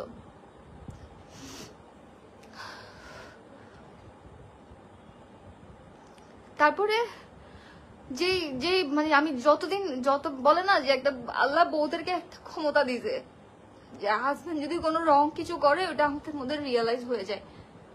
আমি যেটাই রিয়েলাইজ করছিলাম ওইটাই সত্যি হয়েছে, ও আসলেই ঢাকা চলে গেছে। অ্যান্ড ওই দিন ও আমাকে লিটারেলি, ও যখন আমি ওকে ফোন করতেছি, ওই যে ও গায়েব ওই দিন আর কি, ও আমাকে একবার আমার ফোন রিসিভ করছে, রিসিভ করে বলছে কি আমি অনেক বিজি আছি, তুমি প্লিজ আমাকে ফোন করে ডিস্টার্ব করিও না। কি নিয়ে বিজি আছে, কই আপনি কোথায় যাচ্ছেন, কি করতেছেন, আপনি আমাকে সকাল থেকে কোনো মেসেজ দেন নাই, কি ব্যাপার, কি হয়েছে, আপনারা আমার কাছে নিতে আসার কথা। দেন আমাকে বলতেছে আমি অনেক ঝামেলার মধ্যে আছি, ঠিক আছে তুমি আমাকে ডিস্টার্ব করো না, আমি প্যারার মধ্যে আছি, আমার ঢাকা যেতে হবে ইমার্জেন্সি, আমার টিকিট কাটতে হবে, এসে আমাকে অনেক কিছু বুঝাচ্ছে। কেন ঢাকা যায়, কেন টিকিট কাটতে হবে, বলছে তোর ঢাকা যায় টিকিট কাটার মধ্যে কি করবো, তুই দিবি আমাকে টাকা, তুই দে আমাকে টিকিটের টাকা দে, তারপরে হচ্ছে যে আমি যাবো না ঢাকায়। মানে আমার সাথে এরকম বাজে বিহেভ করা স্টার্ট করছে। তারপরে ডিরেক্ট ও আচ্ছা আরেকটা কথা স্কিপ হয়ে গেছে, ও মেনলি ও আমার বিজনেসটা চাচ্ছিল যে আমি ওকে আমার বিজনেসটা যাতে দিয়ে দিই। আমি কোনো মতে রাজি হচ্ছিলাম না যে আমার বিজনেস মানে বিজনেসের ওনারশিপ আমি ওকে দিব, এটা আমি কোনো মতে রাজি হচ্ছিলাম না। ইভেন আমি ওকে এটা বলছি যে আমি ঈদের পর নতুন আরেকটা বিজনেস স্টার্ট করবো অন্য প্রোডাক্ট নিয়ে, ওইটা আপনি ইয়া করেন, সবকিছু আমি করব, জাস্ট আপনি হচ্ছে ওনারশিপে থাকবেন, যা লাভটা আসবে বা যা টাকা পয়সা আসবে সব আপনার, আর যা মার্কেটিং করার যা কিছু করার সেলিং সব আমি করে দিব। সে এটাতে রাজি হয়নি। সে আমাকে বলছে কি জানেন, তাকে আমি আমার বাবাকে বলতাম তাকে 20 লক্ষ টাকা দিতে, 20 লক্ষ টাকা দিতে, তাহলে হচ্ছে সে আচ্ছা আমি এই কথাটা বলছি যে আপনি ঢাকাও যেতে হবে না, আপনার দুবাইও যেতে হবে না, আপনি দেশে থাকেন, আপনার কয় টাকা লাগবে আমি দিব, আমি যা কামাই করতেছি দোনোজন ওই টাকা দিয়ে দোনোজন হাসি খুশি ভাবে থাকতে পারবো, সমস্যা নাই।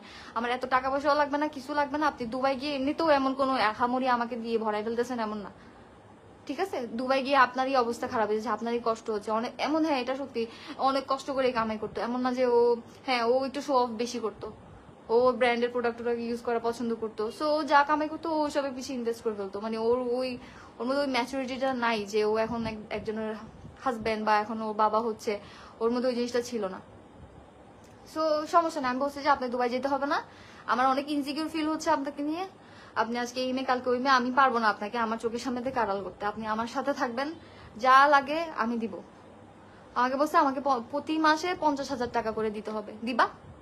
তাইলে আমি থাকবো, না হলে আমি নাই। তো আমি 50,000 টাকা কেমনে সম্ভব? আমি তো এত টাকাও ইনকাম করতেছি না মান্থলি, আমার টুকটাক যা ইনকাম আসতেছে ওটা দিয়ে আমি চলতেছি, আমি আমার বাচ্চার খরচ চালাচ্ছি, আর তারপরে ঘুরে ফিরে খাওয়া দাওয়া করে যা লাগতেছে করতেছি। আমার পক্ষে তো 50,000 টাকা আপনাকে দেওয়া সম্ভব না। তবে সম্ভব না হইলে আমি দুবাই যাবো গা, আমি ঢাকা যাবো, ঢাকা যে টিকিট মানে এগুলো নিয়ে ওর সাথে আমার বার্গেনিং হচ্ছিল। এরপর ওর সাথে আমার 4 দিন টোটাল একদম ডিসকানেক্ট, ওর সাথে আমার কথা হয় না। ওকে ফোন করতেছি কোনোভাবে পাচ্ছি না, নাম্বার বন্ধ। তারপরে লাস্টে 4র্থ দিন হচ্ছে যে ওকে কল করছি, নাম্বার অন পাইছি, দেন হচ্ছে ওর সাথে আমার কথা হয়েছে। আমি বলছি কি ব্যাপার, আপনাকে আমি আজকে এতদিন ধরে রিচ করার ট্রাই করতেছি, পাচ্ছি না, কি সমস্যা, আপনি কোথায়, কি করতেছেন না করতেছেন? বলতেছে আমি অনেক সমস্যার মধ্যে আছি, আমি হচ্ছে তোমার সাথে পরে কথা বলবো। তো আমি আপনার না আমাকে নিতে আসার কথা, আপনি আসলেন না যে? বলতেছে আমি সময় করে আসবো। এই পরের দিন হঠাৎ করে আমার বাসায় আসছে, এসে বাবুকে একটু দেখে আদর টাদর করে চলে গেছে, 5-6 মিনিটের জন্য আসছিল, চলে গেছে। তো যাওয়ার সময় আমার আম্মুকে বলতেছে তিথিকে না নিয়ে যাওয়ার কথা, তো তুমি কখন নিতে আসবা? তো বলতেছে যে এখন না, আমি ঈদের আগে করে আসবো। তো আম্মু বলতেছে ঈদের আগে করে তো ওর আবার আমার আবার ডেলিভারি করতে হবে, মানে কাস্টমারদের প্রোডাক্টগুলো ডেলিভারি করতে হবে। তো আমি বলতেছি আমি এখন যাই, কয়দিন থেকে আবার আসবো আর কি, দেন আবার যাবো। তো আচ্ছা ঠিক আছে, এমন হলে আমি আগামীকালকে আসবো। তো ঠিক আছে, ও যে কথা, ও পরের দিন হচ্ছে কি ও আবারও আমাকে ইগনোর করতেছে, মানে আমাকে নিতেই চাইতেছে না ওর বাসায়, মেন কথা। তো আমি বলছি কি ব্যাপার, আপনারা আজকে আমাকে নিতে আসার কথা, আসতেছেন না যে? দেন সে হচ্ছে মানে বলছে আমার অনেক অসুস্থ লাগতেছে, একটা কাজ করো, রাতের বেলা তখন 8টা নাকি 9টা বাজে, একটা কাজ করো তুমি বাবুকে নিয়ে একটা সিএনজি নিয়ে চলে আসো। মানে ও কিরকম মানে কি সেন্স থেকে কথা বলছে আমি নিজেও জানি না। আমি নাকি ছোট বাচ্চাটাকে নিয়ে, আমার সিজার হয়েছে, আমি বাচ্চাটাকে নিয়ে একটা সিএনজি নিয়ে এত রাতের বেলা নাকি ওর বাসায় আমি একা যাইতাম। ও একটা ছেলে মানুষ, পুরুষ মানুষ, ও এসে আমাকে নিয়ে যেতে পারতেছে না কেন? ওর গাড়ি ভাড়া নাই। তুমি গাড়ি ভাড়া দিবা? হ্যাঁ আমি দিব, আসেন, সমস্যা নেই। আমার বাসায় আসার জন্য ওকে আমার গাড়ি ভাড়া দেওয়া লাগতো। সেই ছেলে বলতেছে যে আমার পিছনে নাকি টাকা খরচ করতে করতে সে ফকির হয়ে গেছে। আচ্ছা যাই হোক, পরের দিন আসলো, এসে আমাকে নিয়ে গেল ওর বাসায়। নিয়ে যাওয়ার পর এত বড় একটা সিনক্রেট হইলো, এত বড় ঝগড়া ঝাঁটি, মানে মারামারি একটা অবস্থা হয়ে যাচ্ছে। আমি জানি না এই একটা দিনও ওর বাসায় আমি থাকতে পারিনি, ওর সাথে আমার শুধু এত পরিমাণ ঝামেলা হয়েছে আমি বলে বুঝাইতে পারবো না।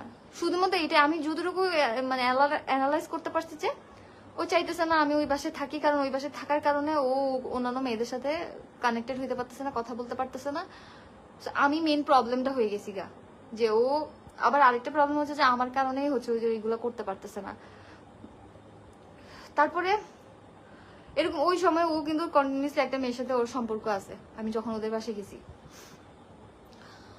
ওই মেয়েই হচ্ছে যে পরে আর কি আমাকে ফোন করে সবকিছু মেসেজ করে জানালো যে এই অবস্থা, আপনার হাজবেন্ড আমার সাথে এরকম এতদিনের সম্পর্ক করছে, ঢাকায় আসার কথা, কি আমার সাথে দেখা করার কথা, কিন্তু হচ্ছে যে এর মধ্যে আমি জেনে গেছি যে ও ম্যারিড, ওর বাচ্চা আছে, তারপর ওকে আমি সব জায়গা থেকে ব্লক মেরে দিছি।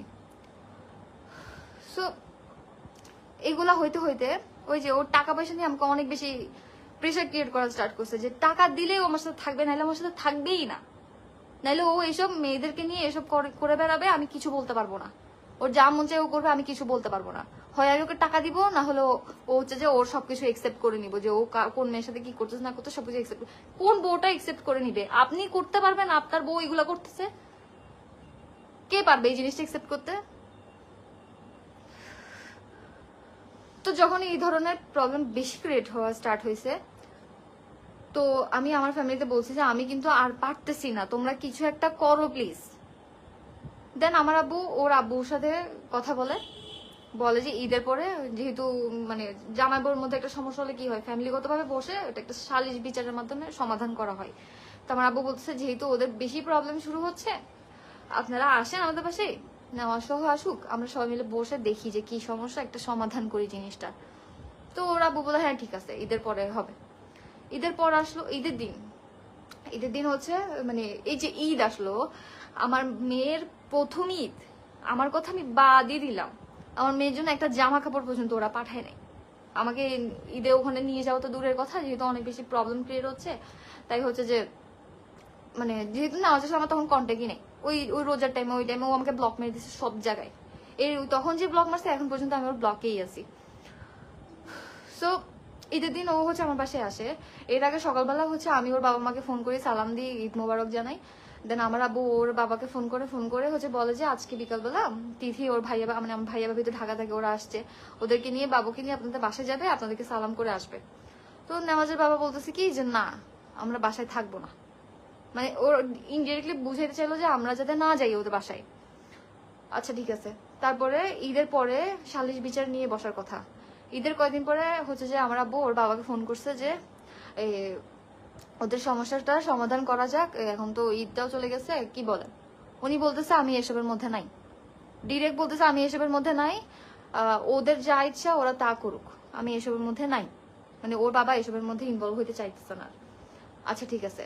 এরপরে যখন ওরাও কোনো সমাধান করতেছে না, নেওয়াজও আমার সাথে যোগাযোগ করতেছে না, আর ঈদের আপনারা যে পিকচার গুলো এখন দেখতেছেন ওর সাথে একটা মেয়ের, এগুলো আমি রোজার ঈদ থেকে দেখে আসতেছি, রোজার ঈদ মানে আজকে 2টা মাস ধরে আমি এগুলো দেখে আসতেছি, কিন্তু আমি চুপ ছিলাম, আমি কিচ্ছু বলি নাই। মানে একটা মানুষ পাপ করতেছে, বউ আছে, বাচ্চা আছে, পাপ করতেছে, সেটা তাও প্রাউডলি পাপ করতেছে, দেখাচ্ছে একটা মেয়ের সাথে সে আছে, দেখাচ্ছে হ্যাঁ আমি আমার গার্লফ্রেন্ড, মানে আই ডোন্ট নো গার্লফ্রেন্ড না বউ কি জানি, ওই হচ্ছে যে আমার ফ্যান ফলোয়ার্সরা অনেকে, যেহেতু আমি কোনো আনসার করতেছি না, ওরা টুকটাক ছবিগুলো পাইতেছে, তো ওরা গিয়ে ওই মেয়েটাকে নক করতো বা নেওয়াজকে নক করতো, ওরা বলতো কি একজন আরেকজনকে বলতো হ্যাঁ ও আমার ওয়াইফ, ও আমার হাজবেন্ড। তা আমি কি, আমি মানুষটা কি তাহলে? এখন সে পোস্ট করে জানাচ্ছে কি যে সে আমাকে নাকি ডিভোর্স দিছে, অথচ আমি জানি না। তো ওই টাইমে হচ্ছে ঈদের পরপর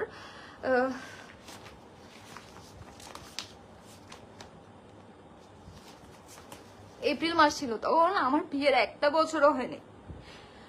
জাস্ট চিন্তা করেন, আমি ভাবছি যে রাগ করে আছে, এরকম তো অনেক হয়েছে যে আমাদের কথা হয় না, ঠিক হয়ে যাবে আর কি। অ্যানিভার্সারি আসতেছে, নিশ্চয়ই আমাকে সারপ্রাইজ প্ল্যানিং করতেছে, কারণ অলওয়েজ আমাকে সারপ্রাইজ দিত, আপনারা সবাই দেখছেন। ইভেন আমি আমার বার্থডেতে ও যে পেজ থেকে আমার জন্য কেক অর্ডার করছিল, ওই পেজের আপুকে নক করে আমি ফ্লাওয়ার অর্ডার করছি, আমি বলতেছি আপু আমার আগামী মাসে অ্যানিভার্সারি, আমি কিন্তু কেক নিবই, আমি অনেক কিছু প্ল্যানিং করে ফেলছি। ঈদের দিন নেওয়া আমাদের বাসায়ও আসছিল, এসে ও আমার সাথে পিকচারও তুলছে, পিকচার টিকচার তুলছে, ওর বন্ধুদেরকে নিয়ে এসে নাস্তা পানি খেয়ে আমি ওকে সালাম করছি, ও আমার বাবাকে সালাম করছে, তারপরে হচ্ছে ও চলে গেছে। ও আমার একটা ফ্রেন্ডের ফোনে পিকচার হলো, ওর ফ্রেন্ড যাদেরকে নিয়ে আসছে ওখান থেকে ওদের ফ্রেন্ডরা বলতেছিল ভাবি একসাথে দাঁড়ান 3জন, আপনাদের 3জনের একটা ছবি তুলছে। বাসার নিচে নামতেই ও হচ্ছে ছবিগুলো ডিলিট করে দিছে, যেটা আমি খবর পাইছি যে নেওয়াজ ছবিগুলো ডিলিট করে দিছে। আচ্ছা ঠিক আছে, আমি বুঝতে পারছি কেন ডিলিট করতেছে, কারণ জানে যে আমি ছবিগুলো হাতে পাইলে আমি স্টোরি দিয়ে দিব, আর আমি যদি স্টোরি দিয়ে দিই ও তো একটা রিলেশনশিপের মধ্যে অলরেডি আছে, ওটাতে প্রবলেম ক্রিয়েট হয়ে যাবে। সো গেল, যখন আমি কোনো দিক থেকে আর কিছু পাচ্ছি না, আমি বলতেছি যে যেহেতু কোনোভাবে সমাধান হচ্ছে না, আর যৌতুক নিয়ে ওরা অনেক বেশি প্রেশার ক্রিয়েট করতেছে, টাকা পয়সা নিয়ে অনেক বেশি প্রেশার ক্রিয়েট করতেছে, আমি মামলা করব। আমি আর কোনো কিছু পারতেছি না, কারণ আমার দেওয়ালে পিঠ ঠেকে গেছে। আমি কোনোভাবে আমার কোনো কিছুর বিচার আমি পাচ্ছি না, যে আমি এত কিছু ফেস করতেছি। একটা মানুষ 9টা মাস ধরে আমি প্রেগনেন্ট, আমি কত কিছু ফেস করছি, কিছুই জানেন না আপনারা। খালি দেখতেন যে তিথি আপু মেডিকেলে কেন, আমার কত ধরনের সমস্যা হয়েছে আপনাদেরকে বুঝাইতে পারবো না। আমি প্রতি বেলা 12টা-13টা করে মেডিসিন খাইতাম, আমার এত সমস্যা ছিল, কতগুলা ইনজেকশন দেওয়া লাগছে আমার। আর সেই মানুষটা বলে কি, মানে আমি বাচ্চাটাকে বেঁচে রাখার জন্য আমার মধ্যে আমি কত কিছুই না করছি। মানুষকে বলে কি আমি নাকি বাচ্চা মেরে ফেলতে চাইছিলাম না কি যেন মানুষকে ছড়াইছে। তারপরে আমি না পারতে 21 তারিখ ছিল মনে হয় এপ্রিলের, আমি একটা লয়ারের সাথে কথা বলি। লয়ারের সাথে কথাবার্তা বলে হচ্ছে ওদের নামে একটা যৌতুকের মামলা দিই, ওর বাবা ওর মার নামে। এই যে পেপারস, ফার্স্টে এটা হচ্ছে মামলার রিকোয়েস্টের পেপারস, তারপরে হচ্ছে যে এটা হচ্ছে মেইন মামলার কপি। বেশি কিছু দেখাবার জাস্ট এখানে আমার সাইন আছে আর আমার অ্যাডভোকেটের ডিটেলস আছে। তো আমি হচ্ছে মামলাটা, আমি কিছু জানি না ও যে আমাকে ডিভোর্স দিছে, আমি আজকে জানছি যে ও আমাকে ডিভোর্স দিছে। তো মামলা দিছি, ও আমার থেকে যেরকম টাকা পয়সা দাবি করতেছিল, আমাকে টর্চার করতেছিল, আমাকে ফিজিক্যালি মেন্টালি অ্যাবিউজ করতেছিল, সবকিছু আমি বলছি। দেন হচ্ছে যে ওর নামে এই মামলাটা করে আসছি। তার মধ্যে দেখতেছি যে এইদিকে ও অনেক ভালো আছে। হ্যাঁ, তো আমিও এইসব কিছু যে করতেছি এগুলো কাউকে আমি জানাই নাই, কেউ জানে না, কাউকে বলি নাই, কারণ আমি তো তখনও জানি না যে আমার ওর সাথে আর সংসারই হবে না। যদি জানতাম তাহলে তো আমি একটা না, আমি 100টা মামলা দিতাম যদি আমার পক্ষে সম্ভব হইতো। কারণ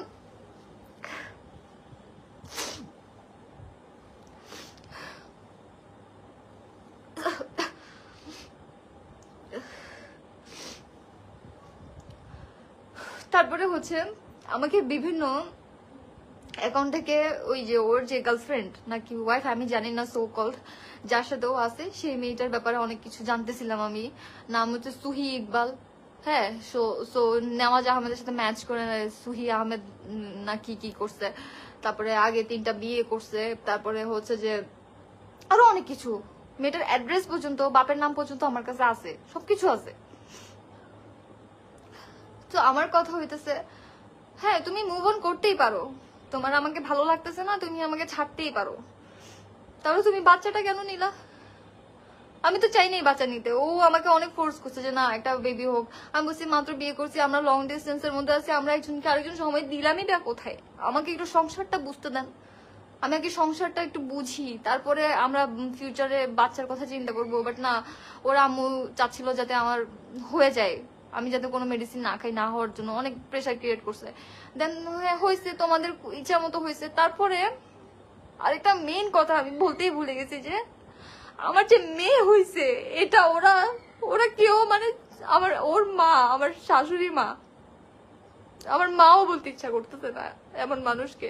আমার মেয়ে যে হয়েছে, আমার মেয়েকে একটু কোলে নিয়ে পর্যন্ত দেখে নাই, কারণ আমার মেয়ে হয়েছে।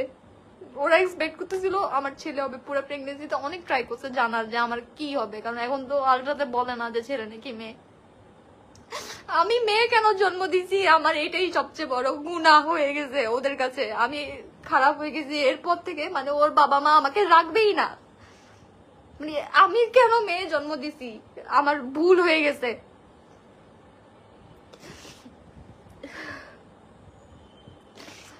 এই যে এত বড়াই করতেছে, কিছু মানুষ কমেন্টে গিয়ে বলতেছে যে আমার কাছে যদি এই বাচ্চা না রেখে, বাচ্চা হওয়ার পর ও 1 পয়সা খরচ করছে, আমার বাচ্চাকে একটা ডায়পার কিনে দিছে, কিচ্ছু করে নাই, মেয়েবাজি করে বেড়াচ্ছে। সে মানুষকে আপনারা গিয়ে সাপোর্ট করতেছেন, আমি আল্লাহর কাছে দোয়া করি যে যারা এই মানুষটাকে, এই কাপুরুষটাকে সাপোর্ট করতেছেন, আপনাদের কপালে যাতে এরকমই একটা কাপুরুষ জুটে। আর আমি যদি খারাপ হয়ে থাকি, আমার মতো মেয়ে যাতে কারো লাইফে না আসে। বিয়ের পর থেকে আসি জামাই নিয়ে, আসি জাস্ট আমার বিজনেস করতেছি, আমার জামাইয়ের সাথে আসি, আর কিছুই না। হ্যাঁ, আমি ওর ঘরে গিয়ে সংসার করি নাই,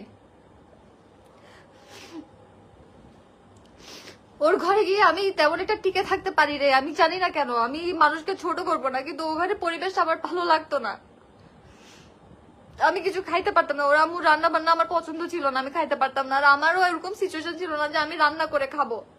বাট লাস্টে গিয়ে আমি 8-9 মাসের সময় এটাও করছি, আমি টুকটুক পারছি। আমি পারি না রান্না বান্না করতে, আমার বাবা মা আমাকে শিখায় নাই। কি করব, আমি একটা মাত্র মেয়ে, আমাকে কখনো শিখায় নাই রান্না বান্না করা। এটা আমার বাপ মায়ের দোষ হয়ে গেছে। এটা নিয়েও কত কথা শুনছি, তোমার বাপ মা তোমাকে কিছু শিখায় নাই। বিয়ের 1 মাস না যেতে আমি প্রেগনেন্ট হয়ে গেছি, আমার একটার পর একটা সমস্যা হচ্ছে। আমি এগুলো শিখবো কখন বা আমি এগুলো করবো কখন? আমার তো ফিজিক্যালি মেন্টালি আমি কোনো দিক থেকে তো ভালো ছিলাম না। লাস্টে গিয়ে না পারতে নিজেও রান্না বান্না করে খাইছি। যখন নেওয়াজ দেশে আসছে, তখন ডেলিভারির আগে আমি গেছিলাম আমাদের বাসায়, অনেকদিন ছিলাম। ডেলিভারির পর গিয়ে আমি এখানে আসছি।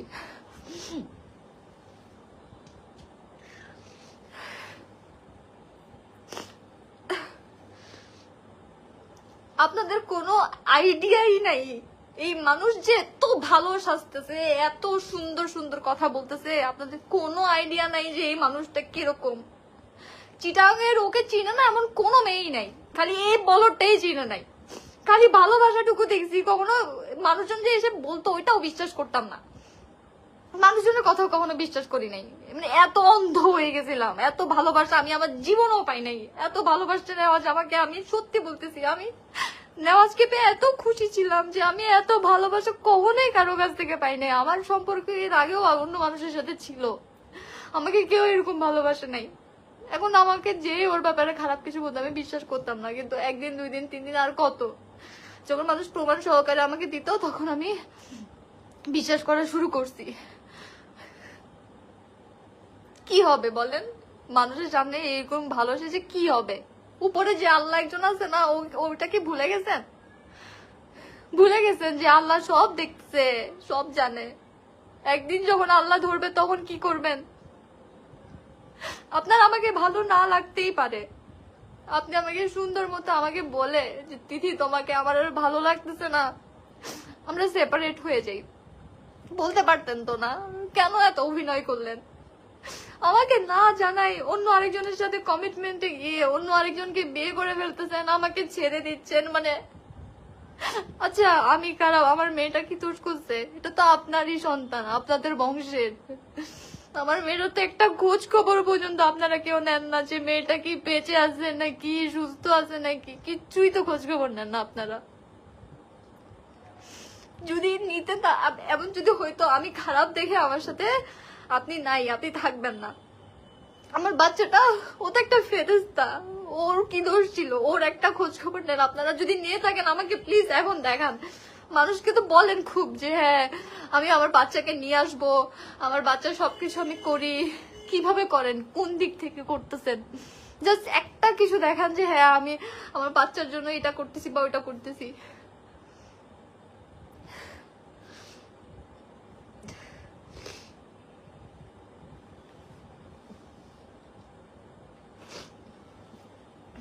এই ও কই, কান্না করে একটু আনি দে, সমস্যা নেই।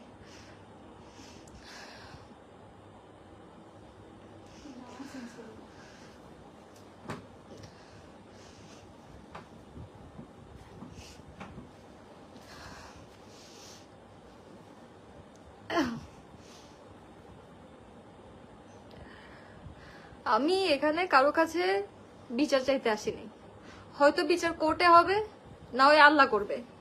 আমি শুধু ও যে আজকে এতগুলা মিথ্যা কথা আমাকে নিয়ে, আমার বাবাকে নিয়ে এত কিছু যে বলছে, এগুলার জাস্ট আপনাদেরকে শুধু আমি আমার সাইডটুকু বলতে আসছি।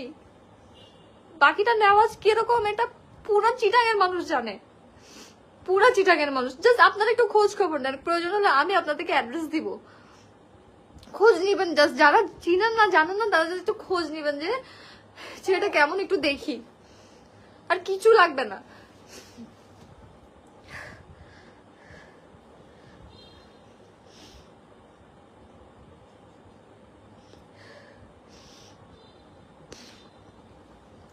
আমি জানি না কে কি কমেন্ট করতেছে না করতেছে, আমি কিছুই দেখতেছি না, আমার এখানে কোনো কিছু কমেন্ট শো হইতেছে না। সো লাস্টলি আমি এই কথাটাই বলবো যে আপনি খুব প্রাউডলি দেখাচ্ছেন আপনি নতুন একটা সম্পর্কে আছেন। আপনি দেখি বাবা, আপনি খুব প্রাউডলি স্টোরি দিচ্ছেন যে আপনি ডিভোর্স দিচ্ছেন আমাকে, তো ভালো কথা। ডিভোর্সটা হইতেও তো 3টা মাস লাগে, ওই 3টা মাসটুকু তো সময় আমাকে দিতে, মানে নিজেকে দিতে পারতেন, একটু একা থাকতে পারছেন। মানুষ কি, মানে আপনারা কিরকম বোকা মানুষ আমি আসলে বুঝতেছি না, যে আপনারা কেমন বোকা মানুষ হইলে এই মানুষটাকে বিশ্বাস করতেছেন যে এই মানুষটা একটা বউরে ছাড়ছে, যে 3টা মাস সময়ও দিল না। ডিভোর্স তো এখনো কার্যকরী হয় নাই, আমি এখনো লেটারও পাই নাই, আমিও এখনো সাইন করি নাই। ও ফাইনাল ডিভোর্সের জন্য তো ওকে আসতে হবে, ওকে সাইন করতে হবে। হ্যাঁ, টুকটাক যতটুকু আমি বুঝতে পারছি, কিছুই তো হয় নাই। কিন্তু আপনি বলতেছেন আপনি আরেক বিয়েও করে ফেলছেন, মাশাআল্লাহ। তো আমি আর কি বলবো, কথা হচ্ছে যে যখন আমি যৌতুকের শিকার হচ্ছিলাম, মেন্টালি ফিজিক্যালি অ্যাবিউজ হচ্ছিলাম, তখন গিয়ে আমি হচ্ছে যে যৌতুক, নারী নির্যাতন, এই ধরনের মামলা যেটা মাথায় আসছে করে আসছি লয়ারের সাথে ডিসকাস করে। আমি জানতাম না যে সে আমাকে ডিভোর্স দিয়ে দিছে। তো সে যদি ডিভোর্স দিয়ে থাকে তাহলে অবশ্যই 3টা মাস তো ওয়েট করতে হবে। সে বলতেছে সে মার্চে ডিভোর্স দিচ্ছে, এখন মাত্র মানে জুন মাসের হয়তো কমপ্লিট হবে 3 মাসটা। তো বাকি কি হয় না হয় জানবেন। 1 নম্বর কথা হচ্ছে যে ও হচ্ছে একটা প্রতারক। ও শুধু আমাকে বিয়ে করছে, এরকম অনেক মেয়ের সাথে এগুলো করছে, কিন্তু কাউকে বিয়ে করে নেই। আমি ওকে একটু নাও তো। কি বাবা?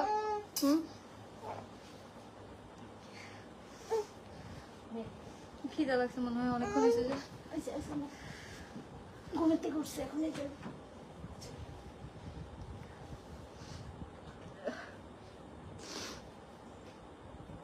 সো আমি একটু শেষ করি, কারণ আমার বাবু কান্না করতেছে, ও অনেকক্ষণ হয়েছে।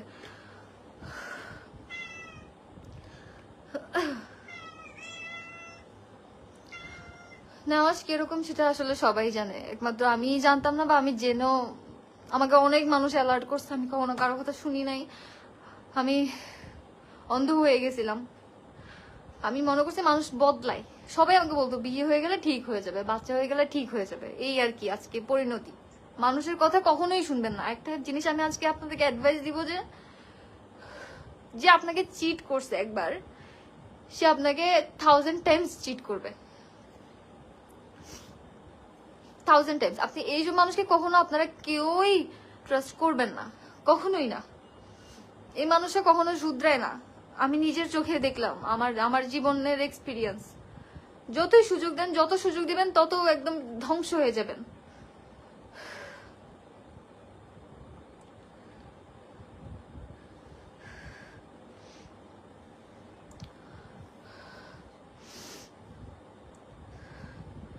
সো আমি জানি না আমি নেক্সট কি করব, যদি সে আমাকে ডিভোর্স দিয়ে থাকে। আমাদের যদি ডিভোর্স ফাইনাল হয়ও, আমি অবশ্যই আপনাদেরকে জানাই দিব। আমি এতটুকু জানাতে চাচ্ছিলাম, ও একটা প্রতারক, ও আমার সাথে প্রতারণা করছে, আমার লাইফ নিয়ে ও খেলছে, আমার সাথে সাথে আমার বাচ্চাটাকে নিয়েও। আমি জানি না এই মানুষটার পতন কিভাবে হবে। মানে আমি ওর আর ফেরাউনের মধ্যে কোনো তফাৎ দেখতেছি না, যে ভুলেই গেছে যে একজন আছে উপরে, আছে একজন দেখতেছে সবকিছু, সে ভুলে গেছে। সমস্যা নাই, আমি যদি আদালতেও এটার বিচার না পাই, ওই উপরে যে আছে না, ওই মালিকের আদালত থেকে কেউ ফিরে আসতে পারে না। আমার একদিন না একদিন আমি জাস্টিস পাবোই আল্লাহর কাছে। আমি আপনাদের সবাইকে বলে রাখলাম, একদিন না একদিন আল্লাহ আমার বিচার করবে, কেউ না করলেও আল্লাহ বিচার করবে। আর আমার মেয়ের বদদোয়া যদি ওর উপর না লাগছে, আপনারাও দেখে নিয়েন, দেখাবো সব আপনাদের সামনে হবে। ওই যে নাটক একটা সাজাইছে না, একটা নাটক, একটা রচনা লিখছে, তো ওর এগুলোর বিচার আল্লাহ করবেই একদিন না একদিন।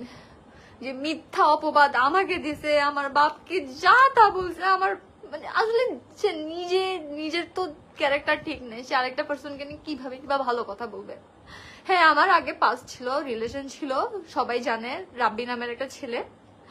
ওর সাথে আমার ব্রেকআপও হয়ে গেছে। ওর সাথে ব্রেকআপ হওয়ার পর আমি মুভ অন করছি নেওয়াজের সাথে। সবকিছু নেওয়াজ জানে, ইচ এন্ড এভরিওয়ান। আমি কার সাথে একটা হাই হ্যালো দিয়ে মেসেজ করছি এটুকু পর্যন্ত নেওয়াজ সবকিছু জানে, সবকিছু জেনে শুনে আছে। কিন্তু ও যেভাবে আমাকে এক্সপ্লেন করছে, আমি এরকম মেয়ে না। আমি জানি না, আমি আমি আমি প্রমাণও করতে চাই না, আমি নিজেকে প্রমাণ করতে চাই না। আমি জানি আমি কতটুকু ঠিক আছি, আল্লাহ জানে, আল্লাহ বিচার করে। আমি যদি রং থাকে ওইটারও আল্লাহ যাতে বিচার করে। আর বেশি কিছু বলবো না। আমি জানি না আপনারা কে কি মন্তব্য করতেছেন, আমি কাউকে কোনো আনসার করতে পারিনি, তার জন্য আমি সরি।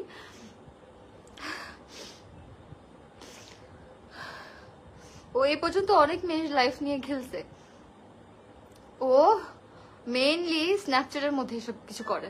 স্ন্যাপচ্যাটে ও কত মেয়ের সাথে কত কিছু করছে, মানে আপনারা কল্পনাও করতে পারবেন না যে একটা মানুষ খারাপ হইতেই পারে, কিন্তু এত খারাপ।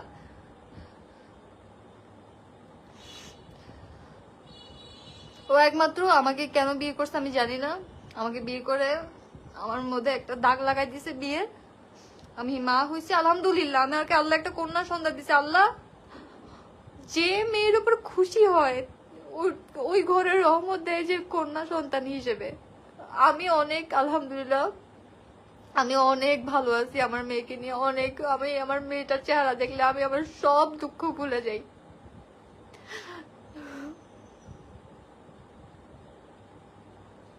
ওর জন্যই বেঁচে আছি, না হলে অনেক আগে দেখতেন যে তিথি আপু মরে গেছে। একটা মানুষ আমাকে কি যেন একটা বললো, আপু আপনি বেঁচে আছেন কেমন, আমি আপনার জায়গায় হলে অনেক আগে মরে যেতাম।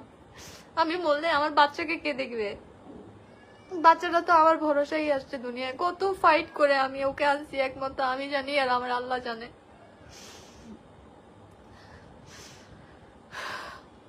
আপনারা সবাই আমার বাচ্চার জন্য দোয়া করবেন। আমি আর কিছু চাই না। আমাকে কেউ সিম্পাতি দিতে আসবেন না, কেউ আমাকে বলতে আসবেন না ঠিক হয়ে যাবে, এই হবে সে হবে, না আমার কিচ্ছু লাগবে না। আমি ঠিকই আছি। আমি আজকে এরকম, আমি জানতাম যে আমি এভাবে ভেঙে যাব, আমি কান্নাকাটি করে ফেলবো। আমি আসলে লাইভ করতে চাই না। আমাকে অনেকে মানা করছে যে না দরকার নাই, কে কি করতেছে, তুই কেন এইসবে ইনভলভ হচ্ছিস। মানুষ অনেক কিছুই করবে, কিন্তু আপনারা আমাকে না জেনে শুনে কি সব কথা বলতেছেন। মানে আপনারা আমাকে চিনেনও না, আপনাদের সাথে কখনো আমার কথাও হয় নাই, কিচ্ছুই জানেন না, শুধু দেখছেন হয়তো মোবাইল ফোনের মধ্যে আমাকে। মানে টিকটক করি কেন তাই মেয়েটা খারাপ, বোরকা পরে টিকটক করতেছি মানে এই মেয়েটা খারাপ, আপনাদের ধারণা আর কি।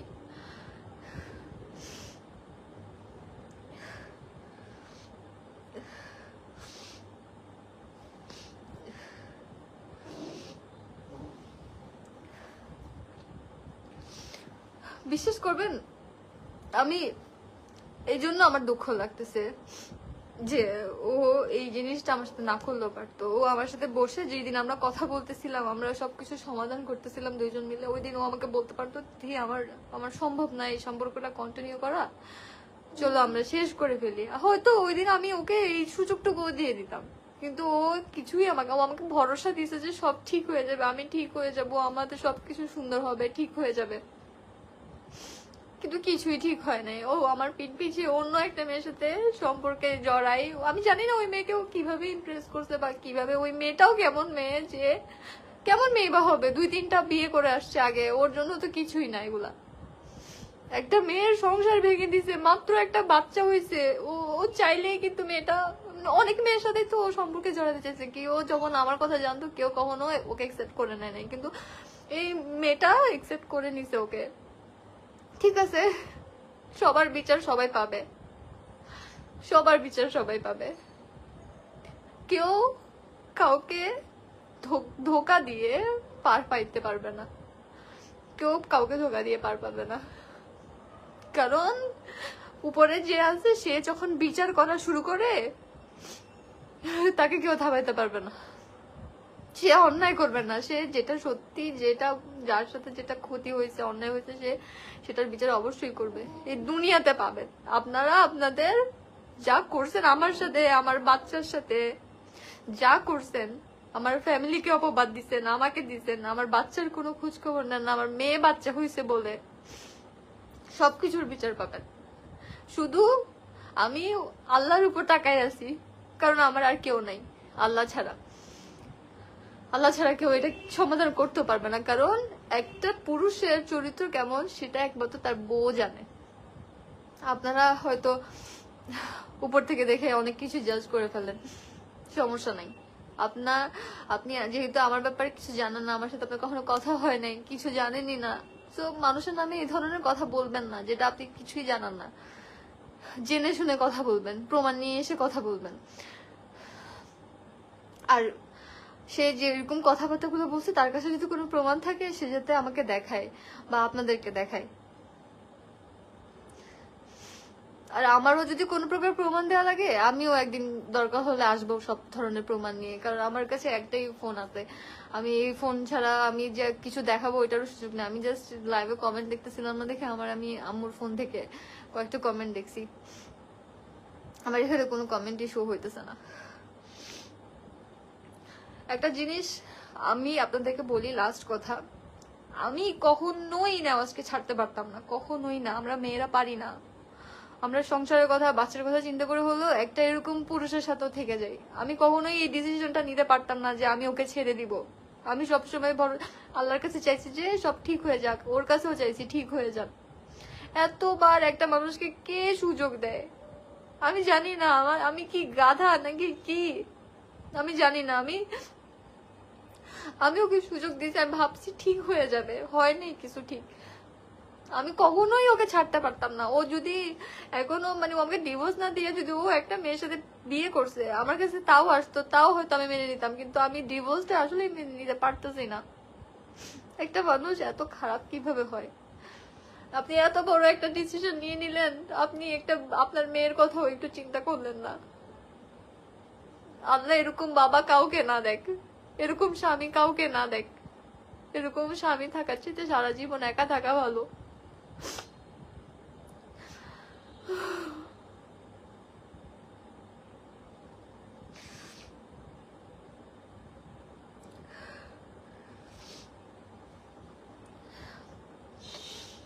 যারা জেনে না জেনে কমেন্ট করতেছেন, বাজে কথা বলতেছেন আমাকে, সমস্যা নেই, করেন।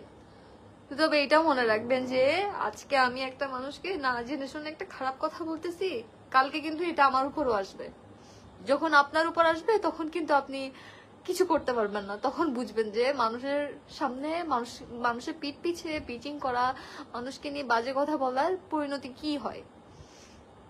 বদনাম জিনিসটা অনেক খারাপ একটা জিনিস, অনেক খারাপ। আমি রিলেশন করছি, আগে আমার রিলেশনশিপ ছিল। আপনারা এটাকে কি বানাই ফেলছেন? আপনারা তো বানান নাই, ওই পুরুষটা লিখছে যে আমার নাকি অ্যাবর্শন হয়েছে, এই হয়েছে, সে হয়েছে। কোথায়? একটু ডকুমেন্টস দেখান। অ্যাবর্শন হয়েছে আপনাকে যদি কেউ বলেও থাকে, প্রুফ কি? মানে কেউ একজন এসে একটা জিনিস বললো, বিশ্বাসও করে ফেললেন। মানে এত নষ্ট হয়ে গেছি আমি, এত নষ্ট একটা মেয়েকে বিয়ে করে ফেলছেন।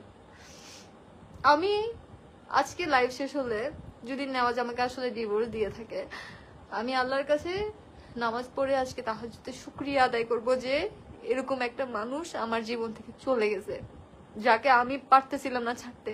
এত কিছু দেখার পর, এত কিছু হওয়ার পরও আমি এই ডিসিশনটা নিতে পারতেছিলাম না। যে আমি অনেকবার বলছি যে না, আমি আপনার সাথে আর থাকবো না। আমি আমার ফ্যামিলিতে বলছি আমি এই ছেলের সাথে থাকবো না, এই ছেলে লয়াল না, এই ছেলে এই করতেছে, সেই করতেছে, পরকীয়া করতেছে।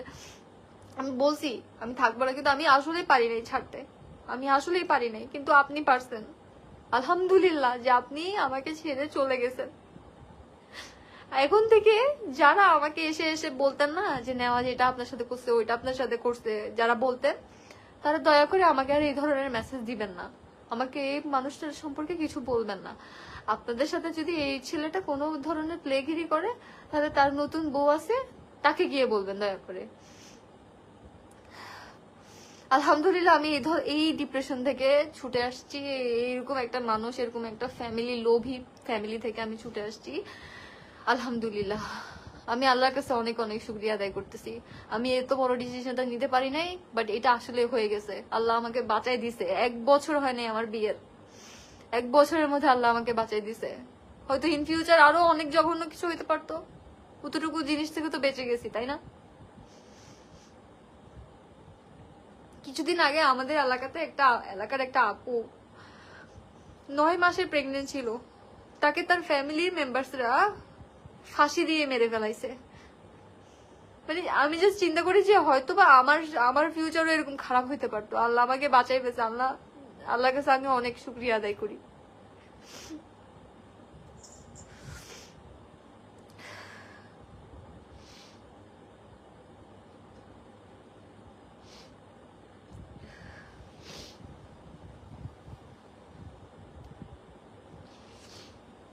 যা হওয়ার হয়েছে, যতটুকু বলার বলছি। আমি আরো অনেক ধরনের অনেক ঘটনা আছে যেগুলো আমি বলি নাই, আমার মাথায়ও নেই। এত এত ফ্রাস্ট্রেশন রাখতে পারি না। এটা পুরো প্রেগনেন্সিতে যে পরিমাণ ডিপ্রেশনের মধ্যে ছিলাম, আমি 6-7 মাস টোটালি সোশ্যাল মিডিয়াতেও ছিলাম না।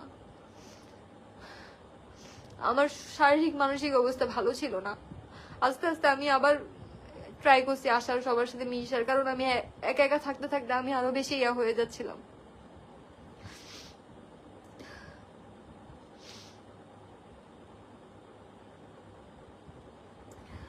কেউ একজন কমেন্ট করছে, আপু তোমাকে কখনো মারেনি তো? আমাকে, আমি তো বলছি যে ও আমার গায়ে হাত তুলছে, একবার না অনেকবার। আমি প্রেগনেন্ট থাকা অবস্থায় ও আমাকে মারছে, আমাকে ধাক্কা মেরে ফেলে দিছিল।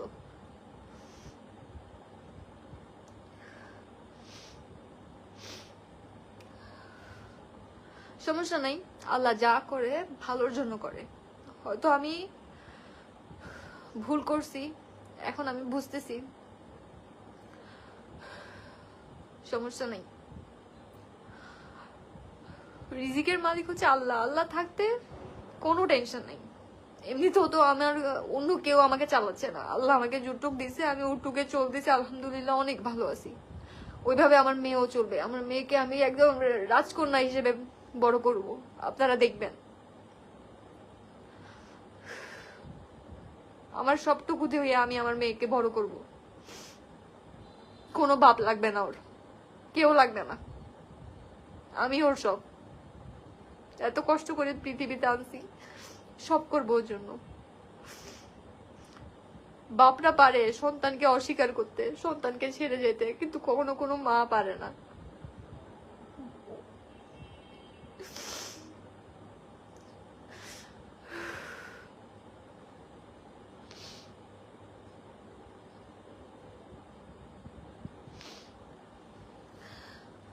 আচ্ছা, আমি আমার লাইফটা শেষ করতে চাচ্ছি। আমি জানি না আপনারা কে কি মন্তব্য করতেছেন বা করছেন।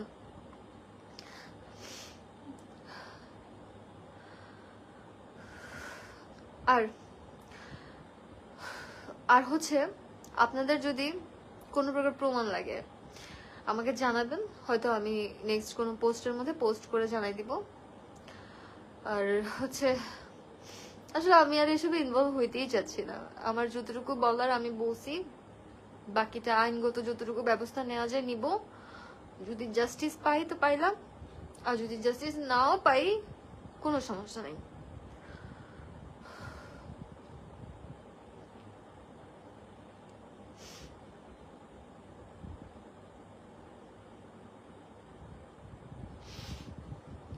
সো এটাই হচ্ছে কাহিনী।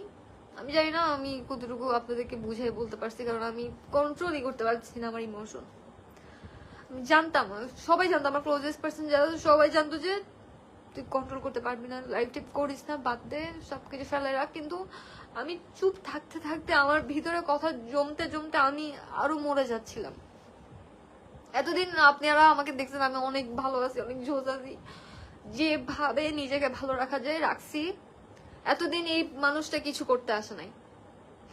ঈদের সময় একবার হচ্ছে যে যখন মেয়েটা পিকচার দেওয়া স্টার্ট করছে, ও গার্লফ্রেন্ড মানে সুহি আহমেদ আপু যখন নেওয়াজ আহমেদের সাথে পিকচার দেওয়া পোস্ট শুরু করছে, তখন একটু একটু এই পিকচার গুলো ইয়ে হচ্ছিল, কমেন্ট করতেছিল মানুষজন। আমি হচ্ছে ডিলিট করে দিচ্ছিলাম।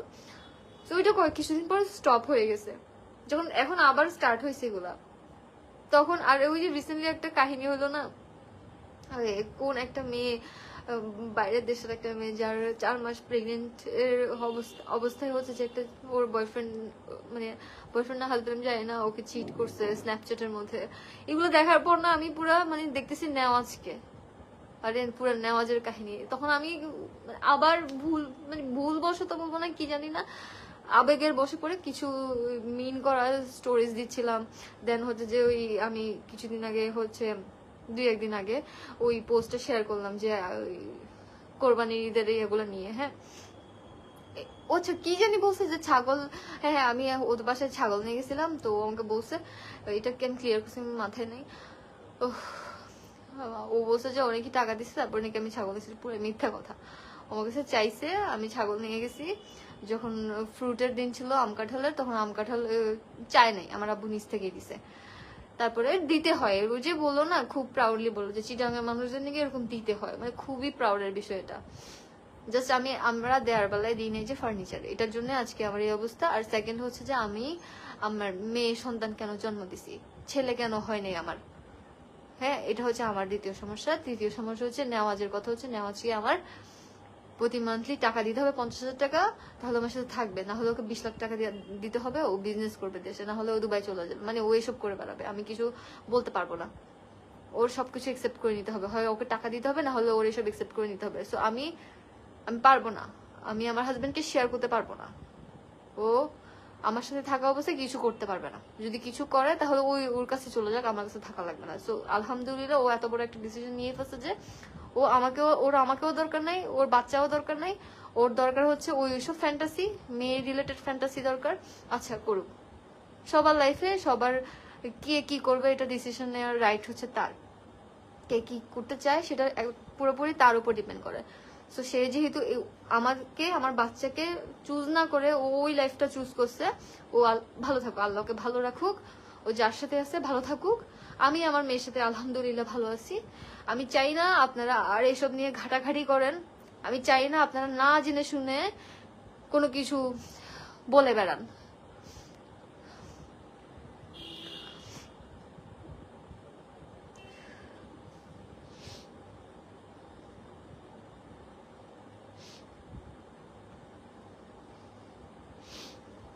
সো আমি লাইফটা শেষ করতে চাচ্ছি। এতক্ষণ আমার কষ্টের কথা শোনার জন্য আপনাদেরকে অনেক ধন্যবাদ। আমি কখনো ভাবিও নাই যে একদিন আমার লাইফ এইভাবে মানুষের সামনে প্রকাশ করতে হবে।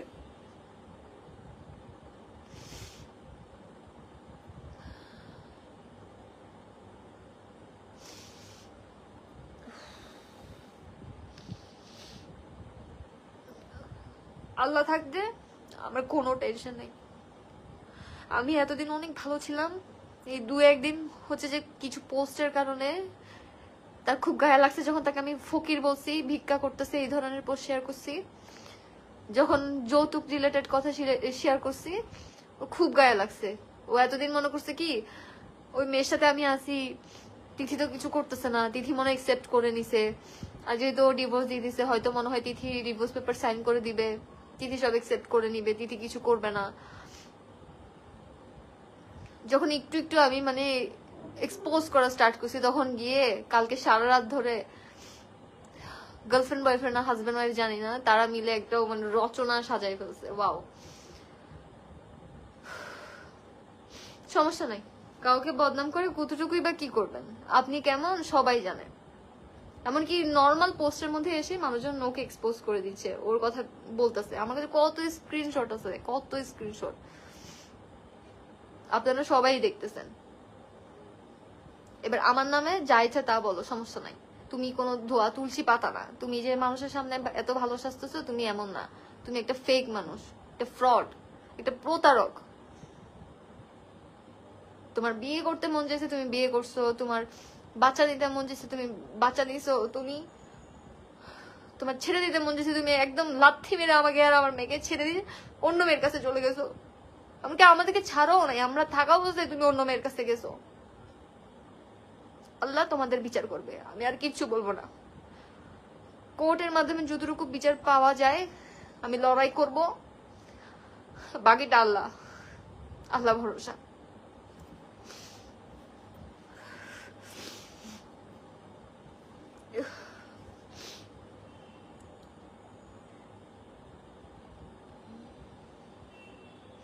আপনি কার সাথে বসে লিখেছেন স্ক্রিপ্ট?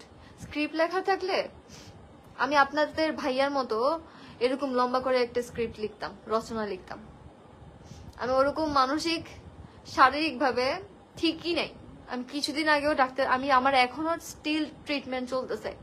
আমার ডেলিভারির পর আজকে 4 মাস, আমার বাচ্চার ডেলিভারির পর আমার এখনো ব্লিডিং বন্ধ হয়নি, যেটা ট্রিটমেন্ট চলতেছে। আমি কন্টিনিউসলি মেডিসিন খাচ্ছি,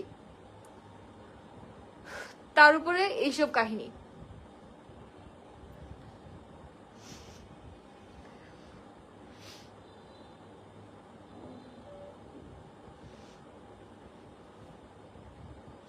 আর যতটুকু জানছি যে আপুর সাথে, যে ম্যাডামের সাথে, যে মহিলার সাথে তিনি আছেন, তার খুবই কাছের মানুষ, খুবই কাছের মানুষ, পাস্ট রিলেটেড মানুষের কাছ থেকে জানতে পারছি সে 3টা বিয়ে করছে, নাকি কয়টা করছে জানি না, নেওয়া হচ্ছে 4 নাম্বার জামাই। আর আর কি বা বলবো। তো অনেক ভালো মানুষকে পাইছেন, আল্লাহ আপনাদের দুজনকে ভালো রাখুক।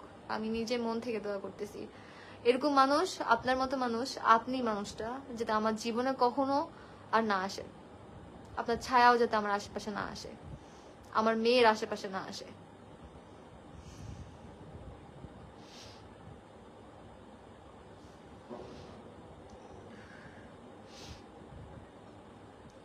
যে যেমন সে তেমন মানুষই পাইছে, বাকিটা আল্লাহ ভরসা। সবাই ভালো থাকবেন। আমি লাইভটা শেষ করতেছি। আল্লাহ হাফিজ, আসসালামু আলাইকুম।